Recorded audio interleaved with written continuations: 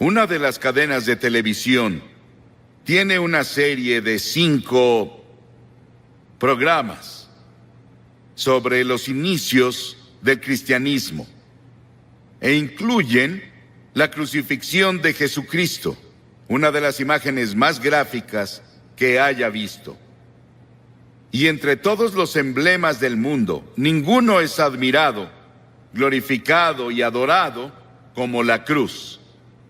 Fue el instrumento del sufrimiento de Cristo y de su muerte, y también el instrumento de nuestra salvación.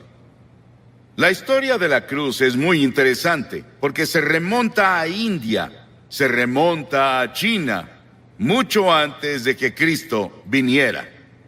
Y las víctimas, como saben, eran atadas a la cruz con cuerdas o sus manos eran clavadas y eran dejadas a morir.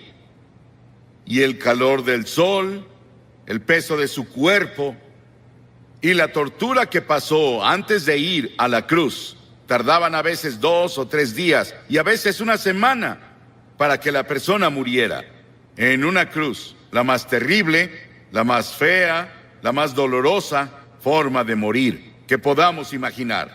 Pero para el tiempo de Constantino, en el siglo IV, y él se había vuelto cristiano o uno profesante, como un instrumento de tortura, fue abolido. Y luego en las naciones cristianas comenzaron a usar la cruz como símbolo del cristianismo. Era labrada en sus carretas, sobre lo que tenían, y la cruz se volvió el símbolo de todo lo que representaba el cristianismo. Y a través de organizaciones como la Cruz Roja, se ha vuelto un símbolo internacional de buena voluntad y ayuda a otras personas.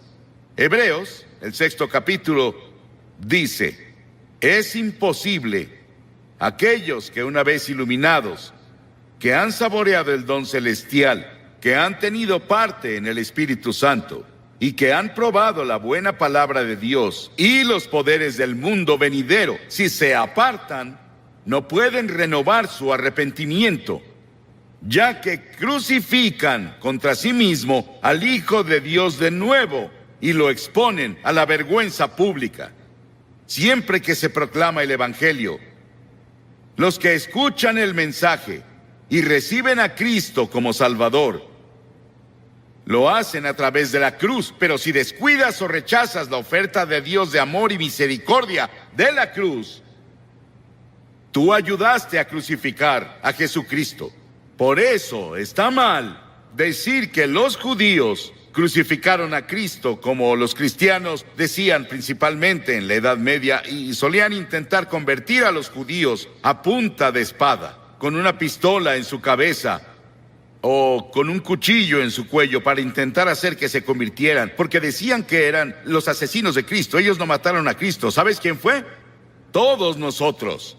Todos tuvimos parte en su muerte, porque su muerte fue planeada antes de la fundación del mundo, por el pecado.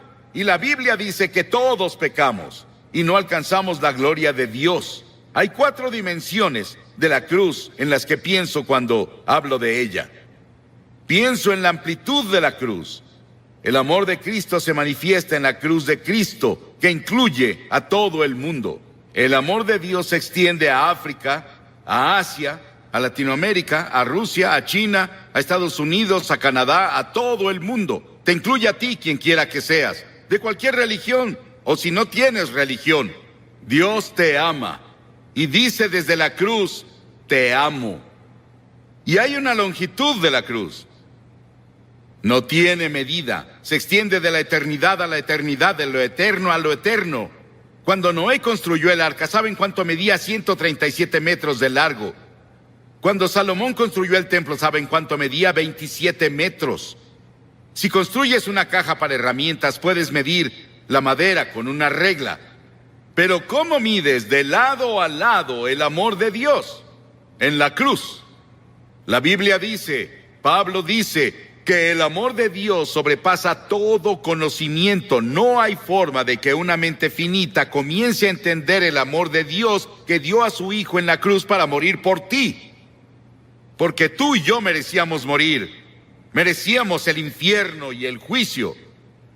Y luego pienso en la altura de la cruz. Se extiende al trono de Dios. No importa qué tan alto sea el cielo. A través de la cruz Dios atrae a todos los hombres a Él. Y tú debes tomar una decisión sobre Jesucristo. Los científicos buscan en el espacio más y más y más lejos y no pueden huir de Dios. El tema de la astronomía y el tema de la frontera espacial me emociona. Hay científicos aquí esta noche, saben mucho más sobre la altura del universo de lo que yo puedo explicar. Pero el cielo está por ahí. No sabemos exactamente dónde. Dices, ¿crees que el cielo es un lugar? Sí, creo que es un lugar. Creo que voy a ver las calles doradas y caminaré por ellas. Y creo que voy a vivir creo que en una choza. Algunos de ustedes vivirán en mansiones. Sí, el cielo va a ser un lugar glorioso. Y no puedes ir más allá del amor de Dios incluso en el cielo. Y en lo profundo del amor de Dios, en la cruz, puedes caer en el pozo sin fondo del pecado y la degradación. Y puedes vivir como un animal. Puedes ser un asesino. Puedes ser un violador. Puedes ser lo que sea. Pero no puedes ir más allá del amor de Dios. La cruz cubre hasta las mismas puertas del infierno. ¿Qué tan profundo es? Hay personas hoy que intentan ver qué tan profundo pueden ir al corazón de la tierra. ¿Y qué tan profundo es el espacio? No pueden escapar de Dios. Porque mientras estudiamos las profundidades de la energía, buscamos la unidad. Es una de las razones por las que estudian eso en Illinois.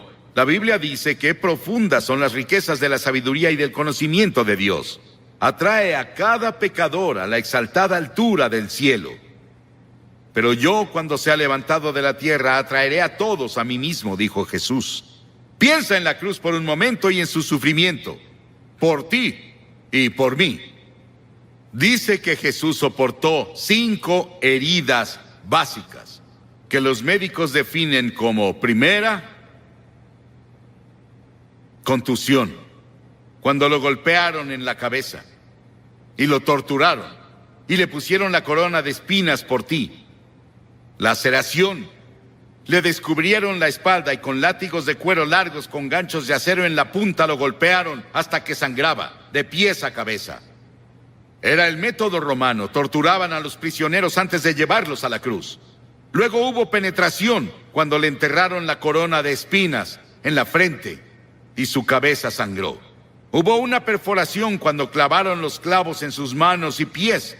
Hubo una incisión cuando le pusieron la lanza en el costado. Ese sufrimiento, esos clavos en sus manos y pies, los pusimos tú y yo y todas las personas del mundo, porque todos tuvimos parte en la muerte de Cristo por nuestros pecados. Nuestros pecados lo pusieron en la cruz y tú participaste.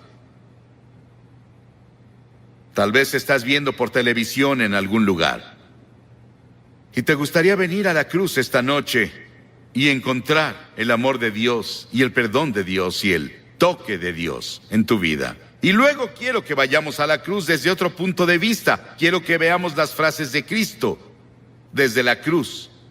En general oímos un sermón así un Viernes Santo y eso es todo. Pero la mayoría no vamos a la iglesia el Viernes Santo y nunca lo oímos. Hay 28 profecías en el Antiguo Testamento sobre la cruz, capítulos enteros. Está Génesis 22 y Salmo 22 e Isaías 53 y Levítico 16, que especialmente tienen que ver con el sufrimiento de Cristo en la cruz. Cientos y miles de años antes de que Él fuera a la cruz. Estaban bajo la inspiración del Espíritu Santo, los autores del Antiguo Testamento. Y los primeros vienen del Salmo 22. Jesús estaba citando las Escrituras cuando dijo: Dios mío, ¿por qué me has abandonado? Es una cita del Salmo 22, pero luego vas un poco más lejos y verás por qué lo dijo. Porque las Escrituras dicen: tú eres santo. Nunca entenderás el Antiguo Testamento con todos sus sacrificios de sangre. Nunca entenderás la Biblia.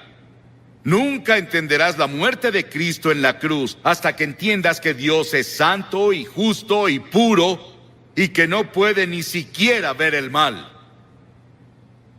En ese terrible momento de agonía del Señor Jesucristo en la cruz, Él estaba solitario, olvidado por sus amigos. Y luego llegó una sombra por primera vez desde que la eternidad comenzó entre Dios el Padre y Dios el Hijo, porque Dios no puede ver el pecado, porque en ese momento Él puso tus pecados y los míos en Cristo, y Cristo sufría por nosotros. Y en ese momento misterioso fue hecho pecado por nosotros el que no conoció pecado. ¿Sabes qué significa? Fue hecho pecado. Él no conocía pecado. Nunca dijo una mentira. Nunca tuvo un pensamiento malvado. Nunca tuvo avaricia o lujuria. Y de pronto, toda esa suciedad y mugre de tu vida y de mi vida descendieron en Él. Y nadie entenderá nunca el misterio de ese momento. Ningún teólogo puede explicarlo, que me convenza al menos. Fue el gran amor de Dios por ti que permitió que su Hijo tomara ese sufrimiento. Y la segunda cosa de la cruz que oímos es cuando Él dijo, tengo sed. Y ese es el cumplimiento del Salmo 69:21. Y cuando dijo, tengo sed, le dieron vinagre a beber, mezclado con hiel, y cuando Él lo probó, no lo bebió. Lo probó, como leemos en Juan, en otro de los evangelios, pero Él no lo tomó. ¿Por qué? Porque hubiera sido un sedante. Le hubiera quitado algo del sufrimiento. Y Él estaba ahí para tomar todo el sufrimiento con conciencia absoluta. Por ti y por mí. No lo aceptó. Él debía sufrir la terrible agonía y llevar nuestros pecados a la cruz consciente. Por ti. Y si hubiera sido la única persona en todo el mundo, habría muerto por ti. Y luego en Lucas 23:34 hay otra cosa que dice de la cruz. Él dijo, Padre, perdónalos. No saben lo que hacen. Estaba hablando de esos soldados que lo estaban clavando. La multitud que estaba ahí que gritaba e injuriaba contra Él. 72,000 ángeles sacaron sus espadas listos para venir a rescatarlo. Y Él dijo, no. Lo hago porque los amo. Verás, tú y yo hemos pecado contra Dios, quebramos sus leyes, y Él dijo, el día que rompas mis leyes, sufrirás y morirás. Él se lo dijo a Adán y Eva, ellos rompieron la ley. Pecaron, eso significa. Y verás, Dios nunca quiso que nadie muriera. Y Dios no creó el infierno para nosotros. Pero deliberadamente nos rebelamos contra Dios. Y Dios no sería Dios, Él no sería justo y recto y santo si viniera a darnos palmaditas y dijera, te perdono. Teníamos que morir por nuestros pecados, o alguien calificado tenía que morir por nosotros, y esa persona calificada era Jesucristo, y Él se ofreció a hacerlo. Él murió en nuestro lugar. Oí sobre una mujer que le escribió a un columnista y dijo que su cura para la culpa era ir a su propio jardín, cavar un agujero en la tierra, recostarse boca abajo, decir de que era culpable y confesar todas sus faltas en ese lugar que cavó y luego cubrirlo. Las personas harán casi de todo para enterrar sus culpas. El lugar para deshacerse de ellas es la cruz. Por siglos las personas han hecho cosas desesperadas para enterrar la culpa. James Nelson, sobre quien leímos el año pasado, de joven, en una escena llena de alcohol, golpeó a su madre hasta matarla con un ladrillo. Estuvo 9 años en prisión. Y durante ese tiempo conoció a Cristo en la cruz. Y tuvo un profundo arrepentimiento y confesó a Cristo como su Salvador y Señor. Comenzó a estudiar la Biblia y comenzó a ser predicador laico. Y el año pasado fue ordenado en la Iglesia de Escocia como ministro presbiteriano. El perdón de Dios, el amor de Dios, el poder de la cruz para cambiar y perdonar. Qué maravilloso y grandioso. Y otra cosa que hizo en la cruz, que es la cosa más conmovedora para mí en el mundo. Ahí parada ante la cruz, su madre. Y él miró a Juan, uno de sus discípulos, y le dijo: Juan, mira a esta mujer. Y ella dijo, él le dijo a María, su madre, la llamó mujer, igual que lo hizo en Caná de Galilea 2 veces, la llamó mujer. Él dijo: mujer, he ahí a tu hijo. Y desde ahí, Juan, su amigo y discípulo, se encargó de su madre. Hay un grupo de rock en Inglaterra llamado The Cure. Jesucristo en la cruz fue esa cura para todas nuestras propias relaciones cortadas y enfermas. Todos los problemas sociales, las personas oprimidas del mundo sienten el impacto de su muerte en la cruz. Y hubo otra declaración en la cruz. Él dijo: consumado es, terminé. ¿A qué se refería? En Juan 17 él dijo: he terminado el trabajo que me diste a hacer. Dios le dio un trabajo a hacer y el trabajo era morir en la cruz. Para esto he nacido, dijo él, vino a morir. Es el único hombre que vino para morir. Para eso vino. Nos preguntamos por qué él no alimentó a todos y no curó a todos. Pudo hacerlo. Eso habría sanado cuerpos y alimentado personas hambrientas, y él lo hizo por compasión, pero su trabajo era la cruz. Y por eso la cruz es tan importante, porque ahí enfrentas la eternidad. Verás, el cuerpo irá a la tumba, pero tu alma, tu espíritu, que es parte de ti, vive para siempre y vive dentro de tu cuerpo, seguirá vivo y vivo y vivo. ¿Dónde vas a pasar la eternidad? ¿En el cielo o el infierno?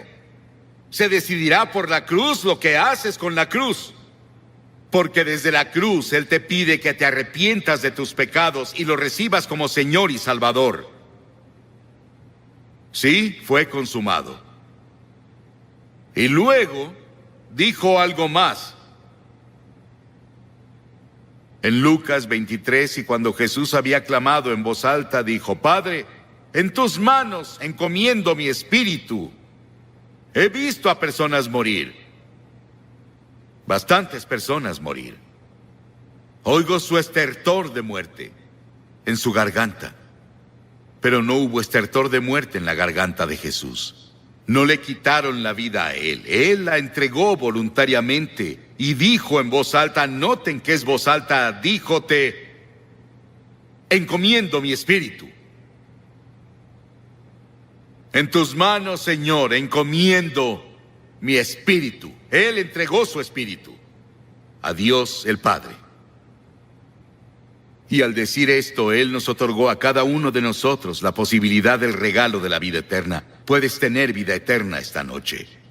Estábamos perdidos, confundidos, sin un propósito ni significado en la vida, sin seguridad de una vida futura. Y Jesús desde la cruz nos alcanzó por la muerte y nos rescató. Y le decimos hoy, Señor y Salvador.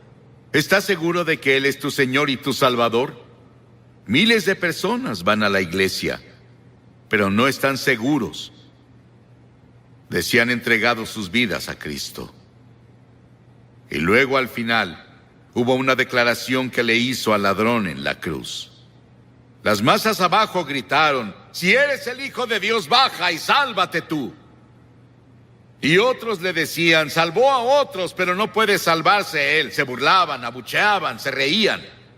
Y ambos ladrones lo criticaban. Verás, él estuvo en la cruz por 6 horas. Y las 3 primeras horas, ambos Lo estaban criticando y burlándose de él, como las multitudes abajo. Pero uno de los ladrones comenzó a ver. Ambos eran culpables. Ambos merecían morir según las leyes romanas. Pero uno de ellos comenzó a ver a Jesús. Y comenzó a ver algo que no había visto nunca antes. Él vio que Jesús era diferente y comenzó a decirse: debe ser el Hijo de Dios. Debe ser el Señor. Y 83 encuestó a estadounidenses y obtuvo que el 86% dicen que creen en la existencia del infierno. ¿Imaginan eso? 86% de los estadounidenses creen en el infierno. Nunca puedes entender el infierno hasta que primero entiendes el gran amor, misericordia y gracia de Dios. Y nunca debe ser predicado por ningún predicador sin lágrimas. He escuchado predicadores predicar sobre el infierno como si se alegraran del infierno y de que las personas vayan ahí. Pero yo no. No me gusta predicar sobre eso. Solo lo hago porque me mandan las escrituras que predique la palabra. Y es respaldado por el amor, la misericordia y la gracia de Dios que yo debo predicar. Verán, el infierno no fue hecho para el hombre. El infierno fue creado para el diablo y sus ángeles. Pero algunos se han tomado la libertad y la imaginación de distorsionar la idea de un juicio futuro. Hace que las personas digan que Dios no es un Dios de amor. Y ellos distorsionaron el concepto bíblico del amor de Dios. Una señora dijo hace tiempo: odio pensar en el infierno. Yo también. Y también odio el pecado que los envía ahí. Odio la guerra. Odio el hecho de que las personas mueran de hambre en el mundo, pero la guerra es una realidad en el Líbano y en lugares así. Y la hambruna es una realidad en nuestro mundo, por desgracia. Que yo lo odie no cambia los hechos. Y odiar, morir, no cambia el hecho de que voy a morir. Y Pablo le escribió a Timoteo diciendo: predica la palabra. Y si voy a ser fiel a mi llamado como ministro del Evangelio de Jesucristo, debo incluir en esa palabra lo que nuestro Señor Jesucristo enseñó en el tema del infierno. Un clérigo dijo que si usaba el infierno en el púlpito, las personas lo echarían. Bueno, sé que en Carolina del Sur llegué a un pueblo hace unos años en los que tenían 13 o 14, no, 16. Señales de reducir la velocidad y parar, porque muchas personas se habían matado en esa intersección. ¿Eso aplica para el estado de Carolina del Sur, poner señales para advertirles a las personas? ¿Es correcto que yo les advierta esta noche lo que Jesús enseñó y lo que la Biblia enseña de principio a fin? ¿Está mal que un hombre sacuda una linterna para detener a las personas en un cruce de vía? ¿Está mal ondear una bandera para advertir que viene un juicio? Recuerdo que hace años estábamos en Mississippi y había una carretera estrecha y venía uno de esos terribles tornados. Y un puente fue arrastrado en el torrente de agua. Y un hombre salió esa noche cuando vio lo que pasó e intentó advertir a los autos con su pañuelo mojado y una linterna. Y ninguno de ellos paraba y 5 de ellos cayeron y los ocupantes de los autos murieron. Jesús curó a una persona mentalmente enferma. Una vez, el Gadareno, y un hombre poseído por demonios. Y las personas le pidieron a Jesús que los dejara en paz. Y él respondió su oración. Él los dejó solos. No tienes que escuchar este sermón esta noche. Puedes decir: no quiero escuchar esto. Déjame en paz. Y Jesús podría responder tu oración y dejarte en paz. Y si te dejas solo, el Espíritu de Dios, nunca podrás encontrar perdón de pecados y nunca entrarás al paraíso. Las personas no quieren ser advertidas sobre el juicio y el infierno. Y dirás que no es asunto mío. Bueno, imagina que eres alguien ahogándose y yo tengo el bote del Evangelio y no dejaré que te ahogues si puedo ayudarte. Eres un hombre hambriento y yo tengo el pan de la vida, no voy a dejarte sin pan. Eres un hombre envenenado, lleno del veneno del pecado, y yo tengo el antídoto del Evangelio de Cristo y no te dejaré morir, no te dejaré solo. Estás en la oscuridad y perdido, yo tengo la luz del Evangelio y no te dejaré solo. Estás en atadura y yo hablaré la verdad que te traerá libertad. Estás enfermo y yo hablaré de verdad que te traerá salud. Estás en el camino amplio que lleva a la destrucción, y yo hablaré la verdad que te transferirá al camino estrecho que lleva a la vida eterna. Estás en una tormenta en el mar, y te hablaré la verdad que te llevará al puerto de la seguridad. Y algunas personas dicen que en realidad no estamos perdidos. El diablo le dijo eso a Eva en el jardín del Edén. Cuando Dios dijo que morirás si comes el fruto del árbol prohibido. El diablo llegó a susurrar en su oído en la serpiente y dijo, de seguro no morirás. A eso se le llama universalismo. En otras palabras, todos son salvados. Solo no lo saben. Algunas personas lo dicen y tenemos una forma sutil de universalismo que se está filtrando a todo grupo evangélico de hoy, de que de seguro no moriremos. Que no existe eso del infierno. Pero creo que existe, de acuerdo con las enseñanzas de las Escrituras. Creo que es intuitivo. El hombre en todo el mundo cree que un día tendrá que dar cuentas y va a tener que sufrir de cierta forma por la vida desobediente que vivió aquí. Y luego Jesús constantemente lo enseñó. Nadie en las Escrituras habló más sobre el infierno que Jesús. Él dijo, y cualquiera que lo maldiga quedará expuesto al infierno del fuego. Lo dijo en el capítulo 13 de Mateo. El Hijo del Hombre enviará a sus ángeles y arrancarán de su reino a todos los que pecan y hacen iniquidad, y los arrojarán al horno encendido, donde habrá llanto y rechinar de dientes. Mateo 25:41 dice, luego dirá a los que estén a su izquierda, apártense de mí, malditos, al fuego eterno preparado para el diablo y sus ángeles. Si tu mano te hace pecar, córtatela. Más te vale entrar manco en la vida eterna que con tus dos manos ser arrojado al infierno. Dijo que es mejor vivir la vida con un ojo, una mano, una pierna, que ir al infierno con todo. La Biblia enseña que hay al menos 3 tipos de infierno. Primero, está el infierno en el corazón. Miles de personas aquí tienen un infierno en su corazón. Y ahí es en donde comienza. La mayoría en el mundo asume que la naturaleza humana es buena, pero la Biblia nos enseña que básicamente es mala. Por naturaleza somos egoístas, pecaminosos, obstinados y perdidos. En pecado me concibió mi madre, dijo David. Todos somos pecadores y nacemos en el pecado, y luego cuando llegamos a la edad de la responsabilidad, tal vez los 7, 8, 9 o 10 años, elegimos pecar. Luego nos volvemos pecadores por práctica. Y practicamos el pecado incluso si tenemos computadoras. Usamos las computadoras hoy para hacer fraudes y todo tipo de cosas. Y luego todas las cosas que están ahí, vemos plantas de marihuana en los bosques y donde las personas las plantan. Todo lo que ves y cualquier comité de investigación que nombres encontrará serpientes, porque la naturaleza humana es maligna. La naturaleza humana es mala. Y por esa razón necesita redención, transformación, necesita un nuevo nacimiento, es lo que Cristo vino a hacer. Infierno en el corazón. Está el infierno de la culpa. Un hombre me escribió hace tiempo. Él engañaba a su esposa. Vivía medio tiempo con otra mujer en otra ciudad. Y dijo, estoy viviendo un infierno. Él se vio atrapado y era un infierno. Y la Biblia nos enseña que hay una muerte ardiente como el infierno en el corazón humano. Y cada persona que parece buena, íntegra y espléndida puede convertirse en un asesino violento y un maníaco de repente. Conozco a una mujer refinada, hermosa. Su esposo era uno de los líderes de la comunidad. Y sin ninguna provocación en absoluto, mientras él dormía, ella tomó una pistola y le disparó, lo mató. Ella está en prisión ahora. Y leemos eso a diario en el periódico. Las personas dicen que eran personas buenas, refinadas, hacían todo tipo de cosas y nunca imaginaron que harían eso. Y en el corazón hay culpa. Y está el infierno de la inquietud. La Biblia declara, el malvado es como un mar agitado. Vimos el verano pasado a gente en Europa. Fuimos a Ámsterdam a dar una conferencia sobre evangelistas itinerantes. La considero una de las más grandes conferencias impartidas en la historia de la iglesia cristiana.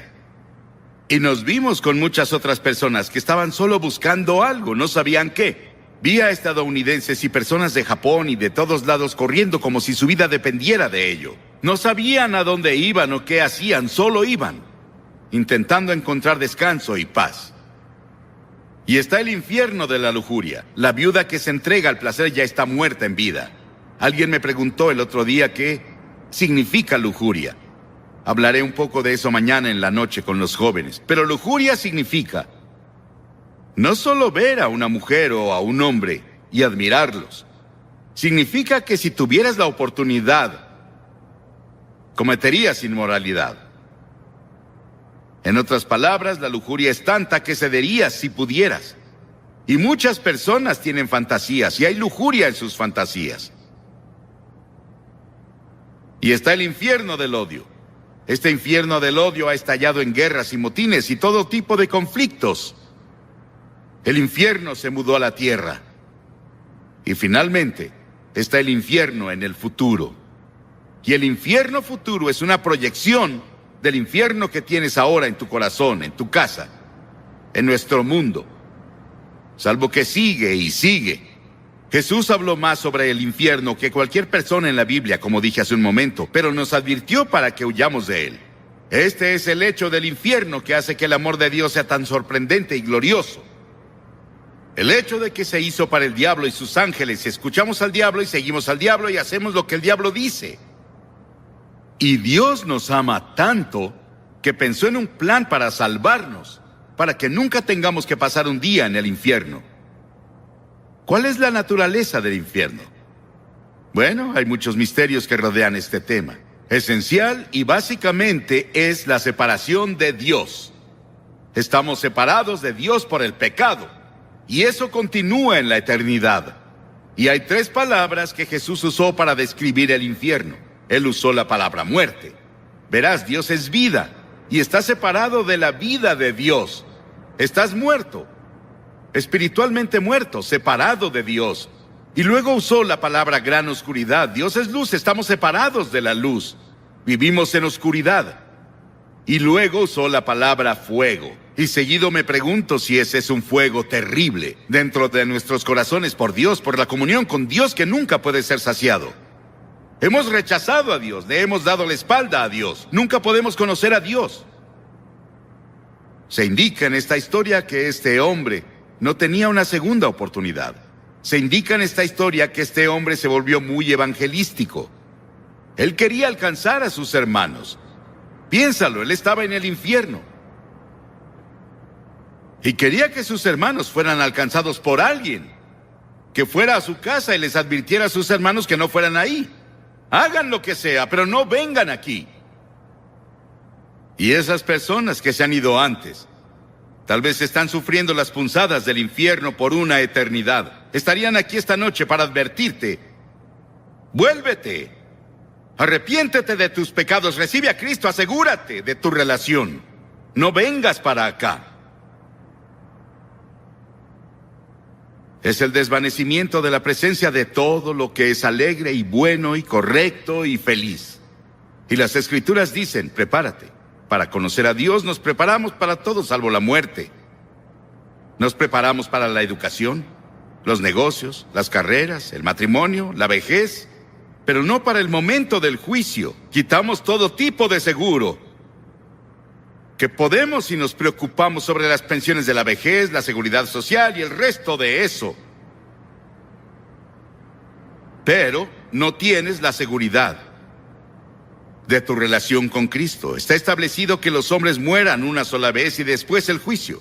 La muerte es un suceso que cada hombre considera antinatural cuando se relaciona a él mismo, pero natural cuando se relaciona a otros. Sabemos que otro hombre va a morir. Sabemos que el cáncer va a atacar a otra persona. Sabemos que la otra persona morirá de un ataque cardíaco en un choque automovilístico, pero no yo. Y vivimos como si fuéramos a vivir para siempre y no es así. Todo terminará en poco tiempo para todos aquí. Y estarás en la eternidad. ¿Dónde estarás? ¿Apartado de Dios o con Cristo en el paraíso? El hombre en la cruz que estaba muriendo con Jesús era un pecador terrible. Merecía ser crucificado. Merecía la pena según la ley. Y dijo que lo merecía. Y se volvió a Jesús y dijo, Señor, recuérdame cuando vengas en tu reino. Es todo lo que dijo. Recuérdame, él no tuvo tiempo de ser bautizado, no tuvo tiempo de unirse a una iglesia. No tuvo tiempo de hacer nada salvo creer. Y Jesús dijo, hoy estarás conmigo en el paraíso. Piénsalo. La primera persona que Jesús se llevó al paraíso con él era un ladrón, un asesino, un hombre que merecía el infierno. Pero en la cruz, Cristo estaba muriendo por personas como él. Y Cristo moría por personas como tú. Y las personas más difíciles de alcanzar no son como él. Ellos saben que son pecadores, saben que necesitan a Dios. Son personas como nosotros aquí, bien vestidos, vamos a la iglesia, tenemos un poco de religión, pero no es lo primero en nuestras vidas, no es lo principal en nuestras vidas. Y tenemos suficiente religión para evitar que tengamos una buena dosis de salvación de Cristo. Has sido vacunado. Y sientes que no tienes una necesidad espiritual. ¿Qué hay de las personas que dicen que están felices y tienen buen ingreso, buen trabajo, una buena familia y todo? No necesito a Dios. No necesito a Cristo. ¿Para qué lo necesito? Vas a necesitarlo, hermano y hermana. Vas a necesitarlo mucho por mucho tiempo. Es mejor que vengas ahora mientras tienes oportunidad. La Biblia dice que ahora es la hora aceptable. Ahora es el día de la salvación. Ven mientras puedas. No puedes venir a Cristo cada vez que quieras. Solo puedes venir cuando el Espíritu Santo te ha convencido y te trae, y donde la palabra de Dios ha sido proclamada. ¿Has venido a Cristo? Como dije al principio, no me gusta hablar de ese tema, pero es parte de la Biblia. Y es una parte importante de las enseñanzas de Jesucristo. Y no estoy diciendo estas cosas de mí, solo estoy pasándote las enseñanzas de Cristo. Lo que Jesús enseñó. Y lo hago con un corazón roto. Desearía que no existiera el infierno, pero existe. Desearía que no existiera el pecado, pero existe. Desearía que no hubiera homicidios ni guerras, pero los hay. Y hay un infierno, pero gracias a Dios hay un cielo, hay un paraíso, y ahí es donde Jesús está. Y quiero decirte esta noche que sé que yo iré ahí. En el momento que leas en el periódico que Billy Graham murió, sabrás que está más vivo de lo que jamás estuvo.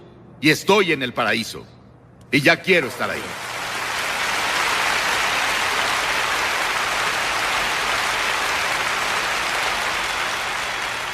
Y miles de ustedes aquí esta noche pueden decir lo mismo, pero otros miles no. No pueden decirlo con seguridad, no están seguros. ¿No les gustaría estar seguros cuando se vayan de aquí que van camino al cielo? ¿Van camino al paraíso con Cristo? Pueden estar seguros. La Biblia dice, les escribo estas cosas a ustedes que creen en el nombre del Hijo de Dios para que sepan que tienen vida eterna. Pablo dijo, y estoy seguro de que tiene poder para guardar lo que le he confiado hasta aquel día. Yo sé, tú puedes saber. Dirás, Billy, ¿qué tengo que hacer? Muy bien, debes hacer 3 cosas. Primero, debes arrepentirte de tus pecados. Arrepentirse significa cambiar tu mente, cambiar tu forma de vivir. Dejar que Cristo venga y te ayude a cambiar. Él te ayudará a hacer el cambio. No puedes cambiar solo. Eres muy débil. Pero si dices, Señor, estoy dispuesto, yo te ayudaré. Y la segunda cosa es por fe recibir a Cristo que murió por ti y resucitó de nuevo. Por fe. No puedes entender todo, pero ve por fe y confía y pon tu confianza total en Él y solo en Él. Y luego, en tercera, obedécelo y síguelo y sírvelo y trabaja para Él. Y haz todas las buenas obras que te sea posible hacer por Él. En su nombre, ayudando a tu prójimo, amando a tu prójimo. De este modo todos sabrán que son mis discípulos y se aman los unos a los otros. ¿Estás dispuesto a hacer esto esta noche? Voy a pedirte que hagas algo que hemos visto a cientos de personas hacer aquí, en cada servicio, desde que estuvimos en Sacramento. Voy a pedirte que te levantes de tu asiento y ven. Hace algunos meses una mujer me escribió muy preocupada y me decía allí en su mensaje: pastor, perdóneme, pero diga lo que usted me diga, yo no voy a volver a creer en Dios. Durante toda mi vida yo creí en Él, pero ahora acabo de comprobar de que Dios no existe. Durante 4 años yo vine orando por mi único hijo. Era el único hijo que yo tenía, para que Dios pueda restaurarlo, para que Dios pueda sanarlo de un cáncer que él tenía. Y ahora, a los 24 años de edad, él murió. Pastor, ¿usted cree que Dios es justo? Y volví allí a preguntar: ¿usted cree que Dios es justo? La primera pregunta que yo respondí a esta mujer, a esta dama que me hizo esa pregunta, después de contarme toda la tragedia y toda la historia, yo le devolví la pregunta y le dije: ¿tú crees que es justo culpar a Dios? Si tú me dices, si yo creo que Dios es justo al permitir que tu hijo pudiese morir, ¿tú crees que es justo que nosotros podamos culpar a Dios? ¿Tú crees que es justo? ¿Cuántos porqués en tu vida no han sido resueltos?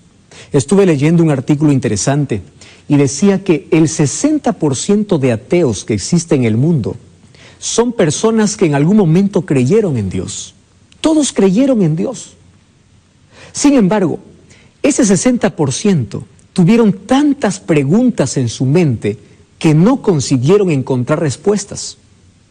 Y porque no consiguieron encontrar respuestas, llegaron a una conclusión. ¿Y cuál es la conclusión? Dios no existe. Si Dios existiese, ¿por qué permitió esta tragedia? ¿Por qué me quitó a mis padres? ¿Por qué permitió esta situación? ¿Por qué? ¿Y por qué? Y los porqués aumentan en la cabeza. Ahora, el problema no es preguntarse por qué. El problema es preguntar en el lugar equivocado. Y si tú vas a los libros, vas a la ciencia, vas a la filosofía, vas a los argumentos humanos, te van a decir: es verdad, Dios no existe. Porque ¿cómo un Dios de amor es capaz de no hacer nada para que sus hijos no pudiesen sufrir? ¿Cómo es posible? Quedé impresionado. 60% de las personas que hoy dicen no creer en Dios fue porque no hubo respuesta para las preguntas que ellos tuvieron. ¿Y sabes por qué no encontraron respuesta? Porque no fueron a la fuente de la verdad. No fueron a la palabra de Dios. En la Biblia tú encuentras las respuestas para tus principales inquietudes. Es por eso que en este momento vamos a abrir la palabra de Dios para encontrar respuestas y el por qué existe el dolor y el sufrimiento en este mundo. Básicamente, en este momento quiero responderte las 5 principales preguntas que todos los seres humanos nos hemos hecho alguna vez. Yo también me hice alguna vez. Así que yo me siento identificado mucho con el dolor o con el sufrimiento, porque ya también pasé por momentos tristes en mi vida. Y la primera pregunta que los seres humanos nos hacemos es: ¿por qué existe el sufrimiento? ¿Dios creó el sufrimiento? La respuesta es obvia, la respuesta es simple, la respuesta es sencilla de entender. Romanos capítulo 6, versículo 23, dice así: porque la paga del pecado es muerte, mas la dádiva de Dios es vida eterna en Cristo Jesús. Pastor, ¿por qué existe muerte? Por el pecado. ¿Por qué existe dolor? Por el pecado. ¿Por qué existen tragedias? Por el pecado. Pastor, ¿y por qué existe injusticia? Por el pecado. ¿Por qué? Todos tus porqués tienen un origen, tienen una razón de existir. Y para ello tenemos que trasladarnos allá al jardín del Edén, cuando Dios creó a Adán y Eva. En el plan de Dios, en el proyecto de Dios, al crear al hombre y a la mujer, no lo creó para que éste pudiese sufrir, lo creó para que pudiese ser feliz, lo creó para vivir eternamente. Pero esa felicidad y esa eternidad tenía una condición, y la condición era que ellos deberían depender siempre de Dios, deberían ser leales a Dios, deberían obedecer las leyes de Dios. Y Dios allí probó su lealtad. Allí puso en medio del huerto, en medio del jardín del Edén, un árbol. Y dijo: no toquéis, no os acerquéis, no tomen de este fruto, porque el día que ustedes coman, de cierto van a morir. Y tú sabes toda la historia. Ya lo hemos hablado muchas veces. Un muchacho cierta vez me dijo así: pastor, ¿y yo qué tengo que ver con eso? ¿Cómo es justo, cómo es posible que yo pueda tener que cargar un error de 4,000 o 6,000 años. Allá ellos pecaron, ellos ofendieron a Dios, entonces ellos merecían morir y ellos merecían todo el castigo. ¿Por qué yo tengo que cargar si yo no hice nada? Yo no estuve allí en el jardín del Edén. ¿Sabes qué me hizo pensar mucho esa pregunta? Porque yo tenía que darle una respuesta inmediata. Cuando él me decía, ¿qué tengo que ver con la consecuencia del pecado si eso ocurrió allá en el Edén y quien desobedeció fue Adán y fue Eva? Entonces, yo quiero que pienses también en algo. Es verdad que tú no tuviste nada que ver allí, pero tampoco tuviste nada que ver en el rescate. Tampoco tuviste nada que ver en la salvación. Por eso la palabra de Dios dice, por uno entró la muerte, pero también por uno entró la vida. Por Adán todos morimos, pero por Jesucristo todos podemos vivir.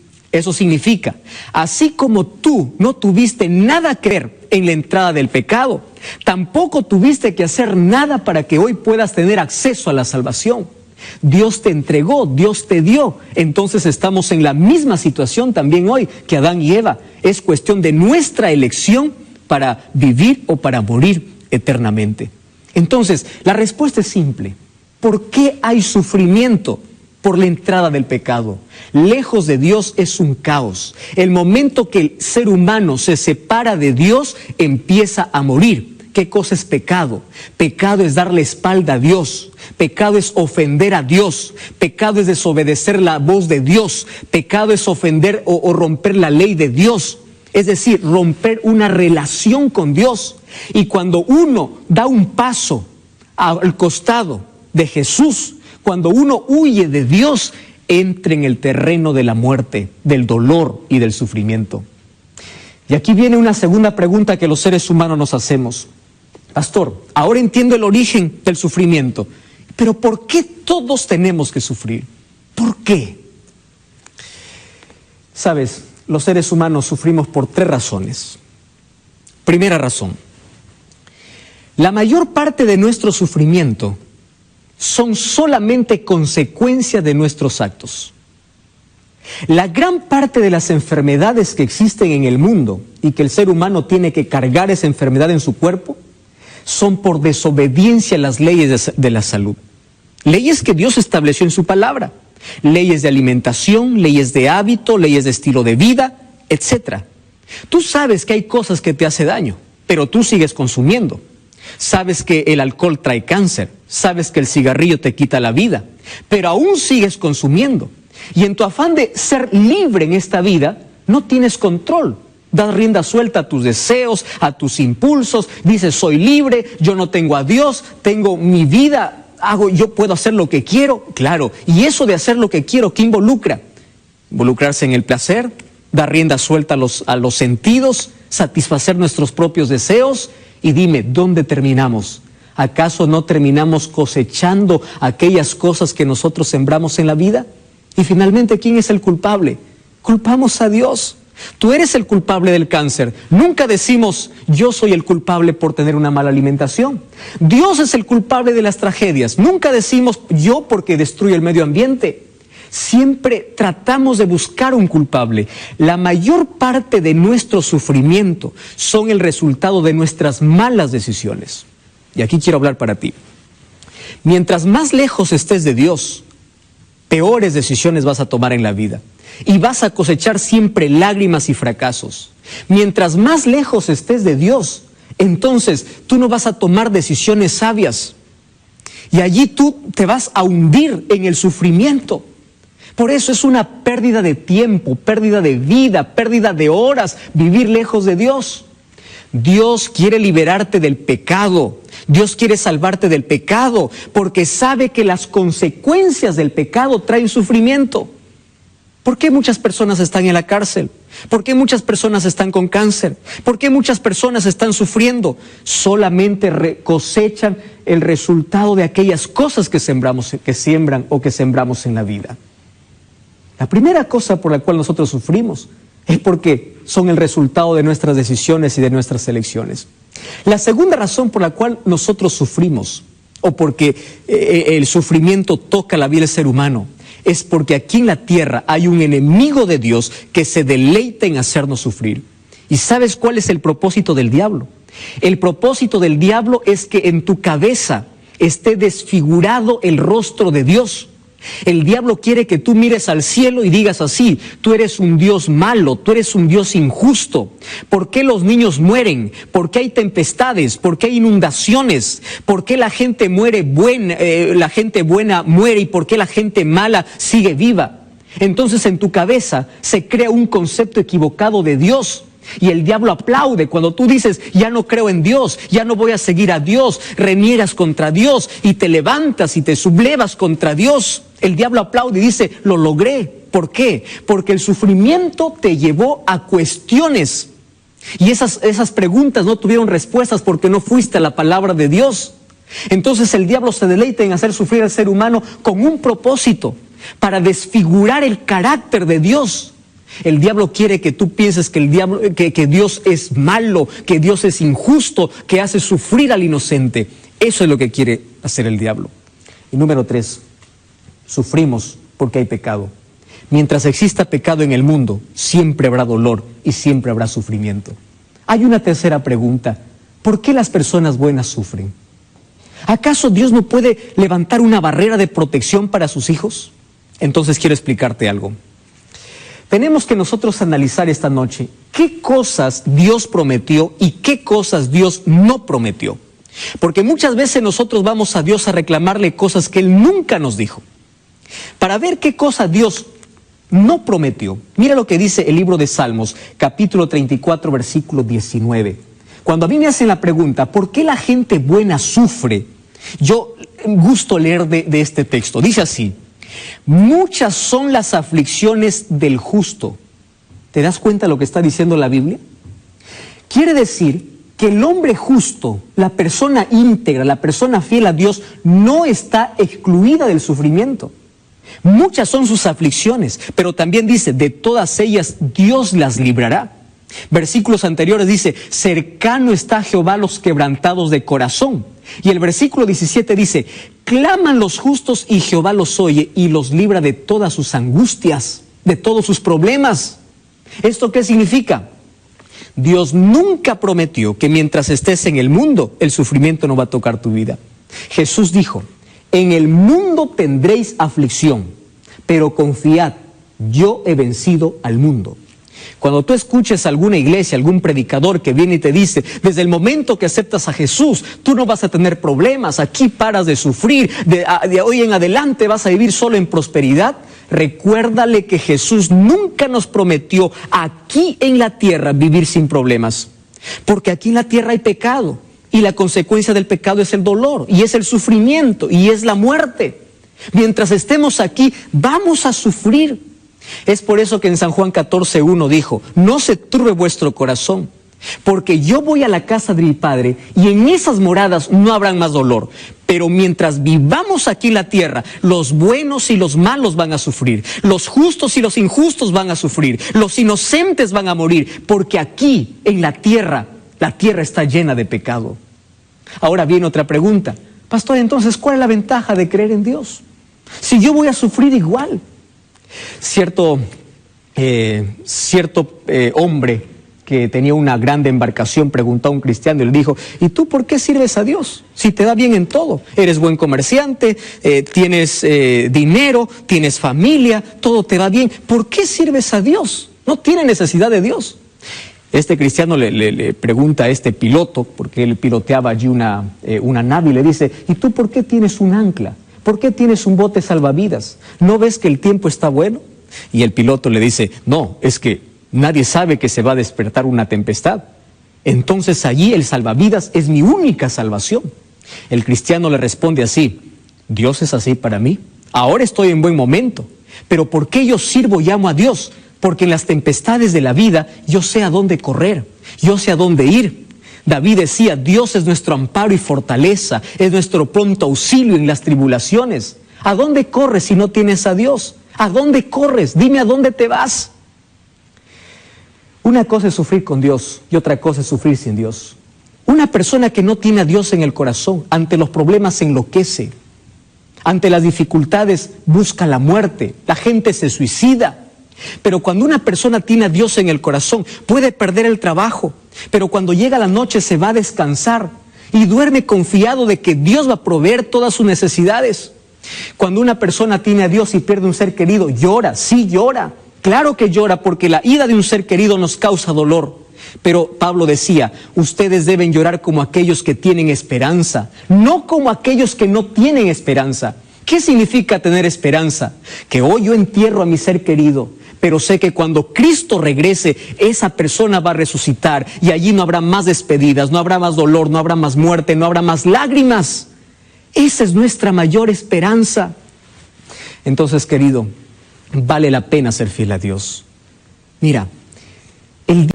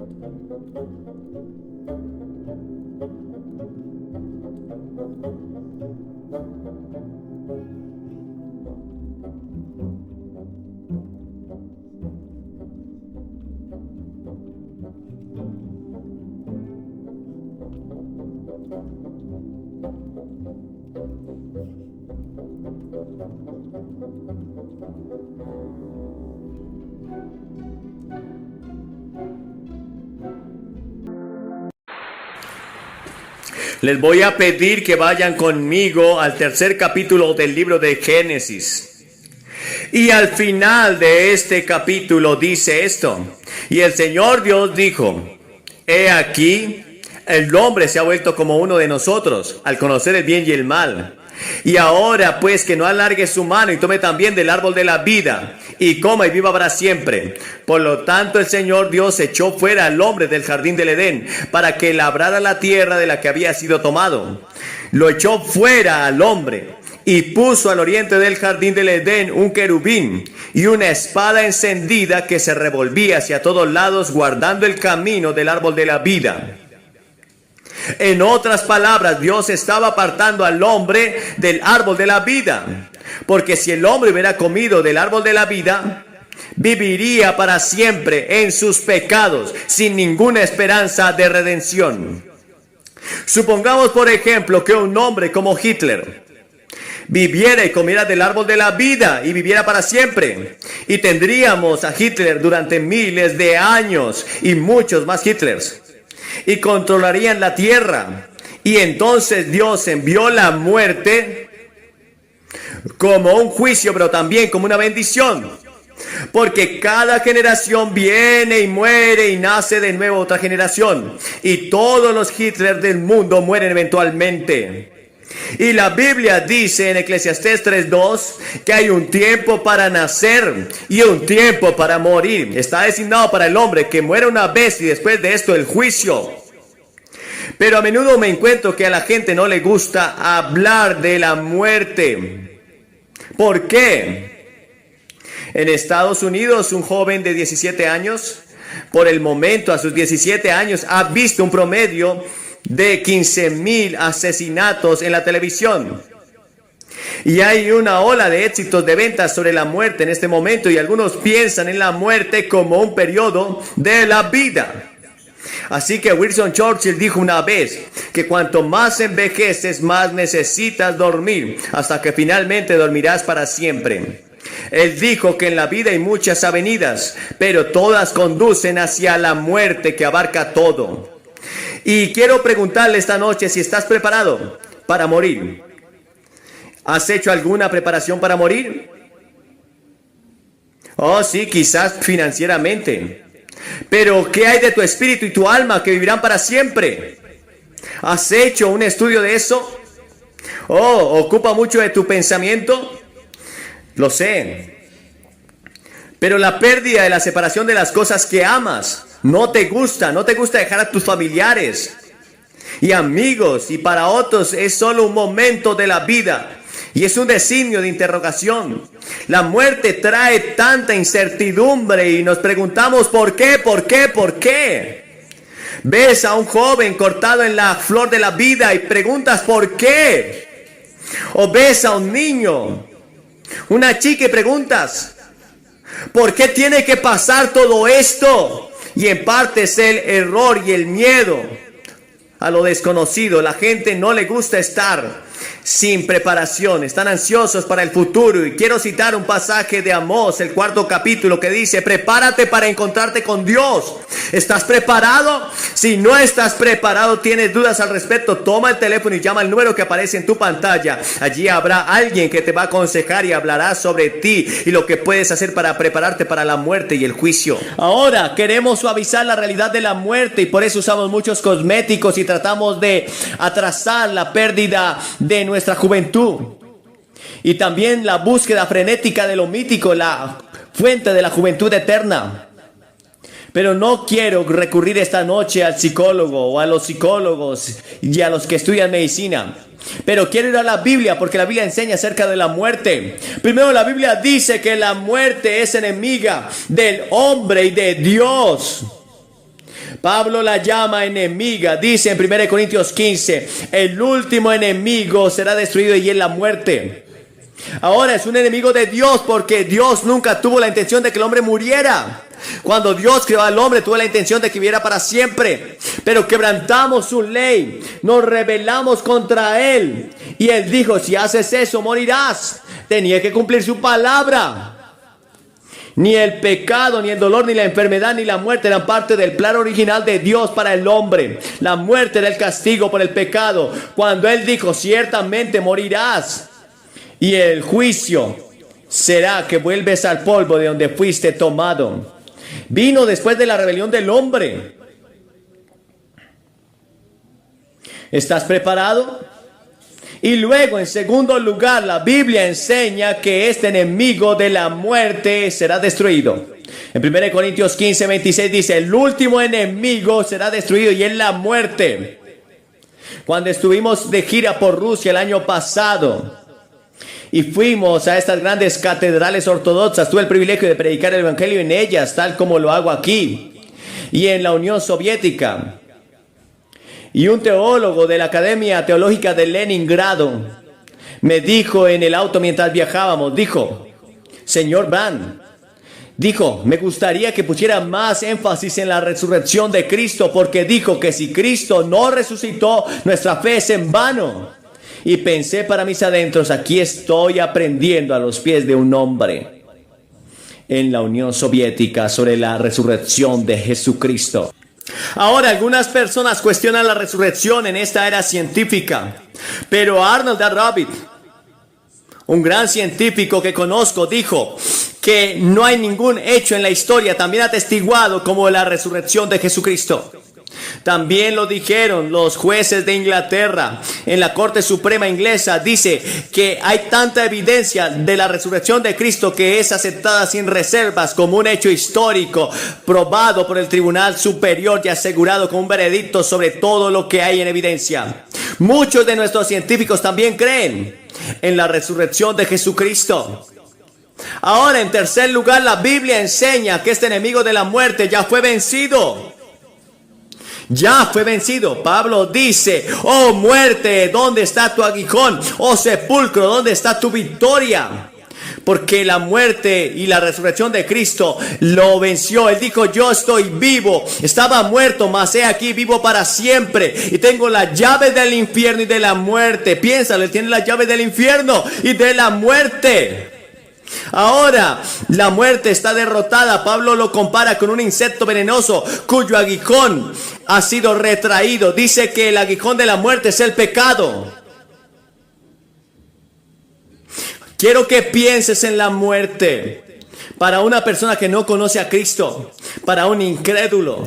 El señor Yat solía cantar una canción vieja de Paul, de David Clayton Thomas, que decía: y cuando muera estaré rezando, aunque no habrá un infierno. Pero la Biblia enseña que habrá un infierno. Y no puedes leer la Biblia y perderte las referencias al infierno. Y no veo cómo un clérigo pueda predicar sin hablar de eso. porque está demasiado en la Biblia. Y el Señor Jesucristo enseñó más del infierno que ninguna otra persona en la Biblia. Estar en el infierno es estar fuera de la presencia de Dios. Ese es el infierno. No les voy a dar mi imaginación. No voy a asustarlos con lo que yo creo o pienso. Deberías estar asustado, pero quiero enseñarles lo que dice la Biblia acerca del infierno. Hay 3 palabras que describen el infierno. La primera es el fuego. Nuestro Dios es fuego consumidor, dice la Biblia en Hebreos 12. Pero la Biblia también enseña que el fuego es usado simbólicamente. Dice que nuestras lenguas están encendidas por el fuego del infierno. Eso no es combustión literal, es simbólico. Y Jesús usó este símbolo una y otra vez. El fuego es una sed que nunca se apagará del Dios Todopoderoso, que no podrás apagar. Saldrás a la eternidad sediento de Dios y no podrás encontrarlo. Y nunca podrás encontrar el cumplimiento porque te perdiste en esta vida. Y luego, en segundo lugar, la palabra oscuridad. La Biblia dice que Dios es luz. Y en Mateo 8:12 dice que los hijos del reino serán arrojados a las tinieblas de afuera. Allí será el lloro y crujir de dientes. Es la separación de Dios en las tinieblas. Esa es la razón por la que aquellos que van al infierno no verán a nadie. Estará demasiado oscuro. No vas a ir allí a establecer un club nocturno y a pasarlo en grande y a tener hermosos campos de golf y todo eso como muchas personas piensan. No. Es la separación de Dios y es la oscuridad. Y luego la tercera frase que usó Jesucristo es la segunda muerte. Dios es vida, está separado de la vida, y la muerte es el infierno y serán arrojados al lago de fuego. Es la segunda muerte. Apocalipsis 20:14 dice: muere la primera vez naturalmente, tu cuerpo muere, pero tu alma y tu espíritu estarán vivos. Y algún día estarán enfrentando el juicio de Dios. Tal vez esta noche tú puedes ser libre de ese juicio si aceptas a Cristo en tu corazón. Esta noche tu espíritu puede estar muerto hoy para Dios. Tu cuerpo está vivo. Vas a la iglesia. Eres religioso, como la mayoría de las personas en el mundo. Puedes ser un buen personaje, pero puedes estar en este país, pero en el fondo de tu corazón no conoces realmente a Cristo. No has hecho las paces con Dios. Ahora Dios dice que no se deleita en el infierno. Él no crea el infierno para ti. Él dice el infierno para el diablo y sus ángeles. Y el Señor Jesucristo tomó el lugar que a ti te pertenecía. Es la razón por la que Cristo te dice que lo aceptes hoy. El juicio de Dios vino sobre Cristo en la cruz. Él tomó tu lugar. Él, siendo quien era, tenía la capacidad de soportar el infierno por ti y por mí. Y cuando Cristo dijo: Dios mío, ¿por qué me has desamparado?, en ese momento terrible, de una manera que no podemos comprender, el Señor Jesucristo y su Padre fueron separados. Y Jesús tomó los tormentos del infierno y Él sufrió ese momento todo lo que un hombre podría sufrir alguna vez. Lo hizo por ti porque te ama. Y ahora Dios dice que debes arrepentirte de tus pecados y recibirlo en tu corazón. Y si no lo haces y persistes en escuchar la voz del diablo que dice que tienes mucho tiempo, o que dice que puedes ser libre de todo lo que hagas, tienes que elegir tú. Tienes que hacer una elección entre algunas cosas que están mal en tu vida y tienes que hacer una elección con Cristo. ¿Cuál será? Si quieres hacer una elección esta noche por Cristo, si quieres hablar de eso, levanta el teléfono y llama a la persona que está del otro lado de la línea. Llama a ese número que aparece en pantalla ahora. Puedes marcar varias veces, sigue marcando allí toda la noche. La muerte de Cristo fue un juicio, y la Escritura dice que el deseo de Dios es que todos los hombres se salven, todas las mujeres se salven. Ese es el deseo de Dios. Lo quiere tanto que dio la vida de su Hijo para morir en la cruz por ti. Y las palabras usadas en estas escrituras es deseo, deseo. No, la voluntad de Dios es el propósito de Dios. El propósito de que no mueras. Ese es su deseo para ti, que seas salvo. Y tienes una opción. Ahora, ¿qué pasa con el creyente? Se podría decir mucho sobre eso. Podría hablar toda la noche sobre el cielo y sobre las alegrías y la emoción que serán dadas en el cielo cuando conozcamos a Cristo.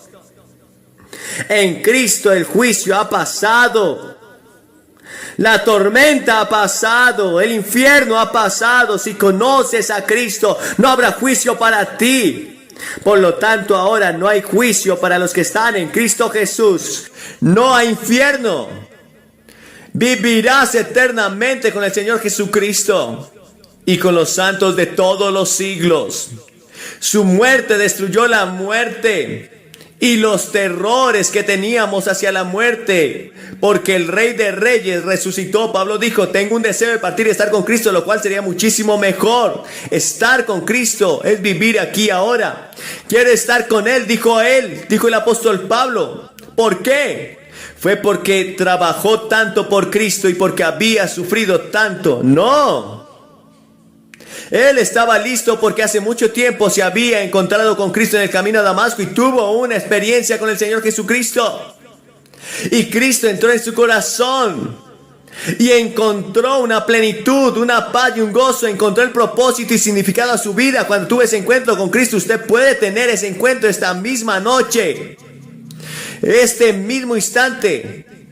Muchas personas piensan que es un proceso largo y puede haber un proceso largo, pero el Espíritu Santo de Dios viene a ti y te convence.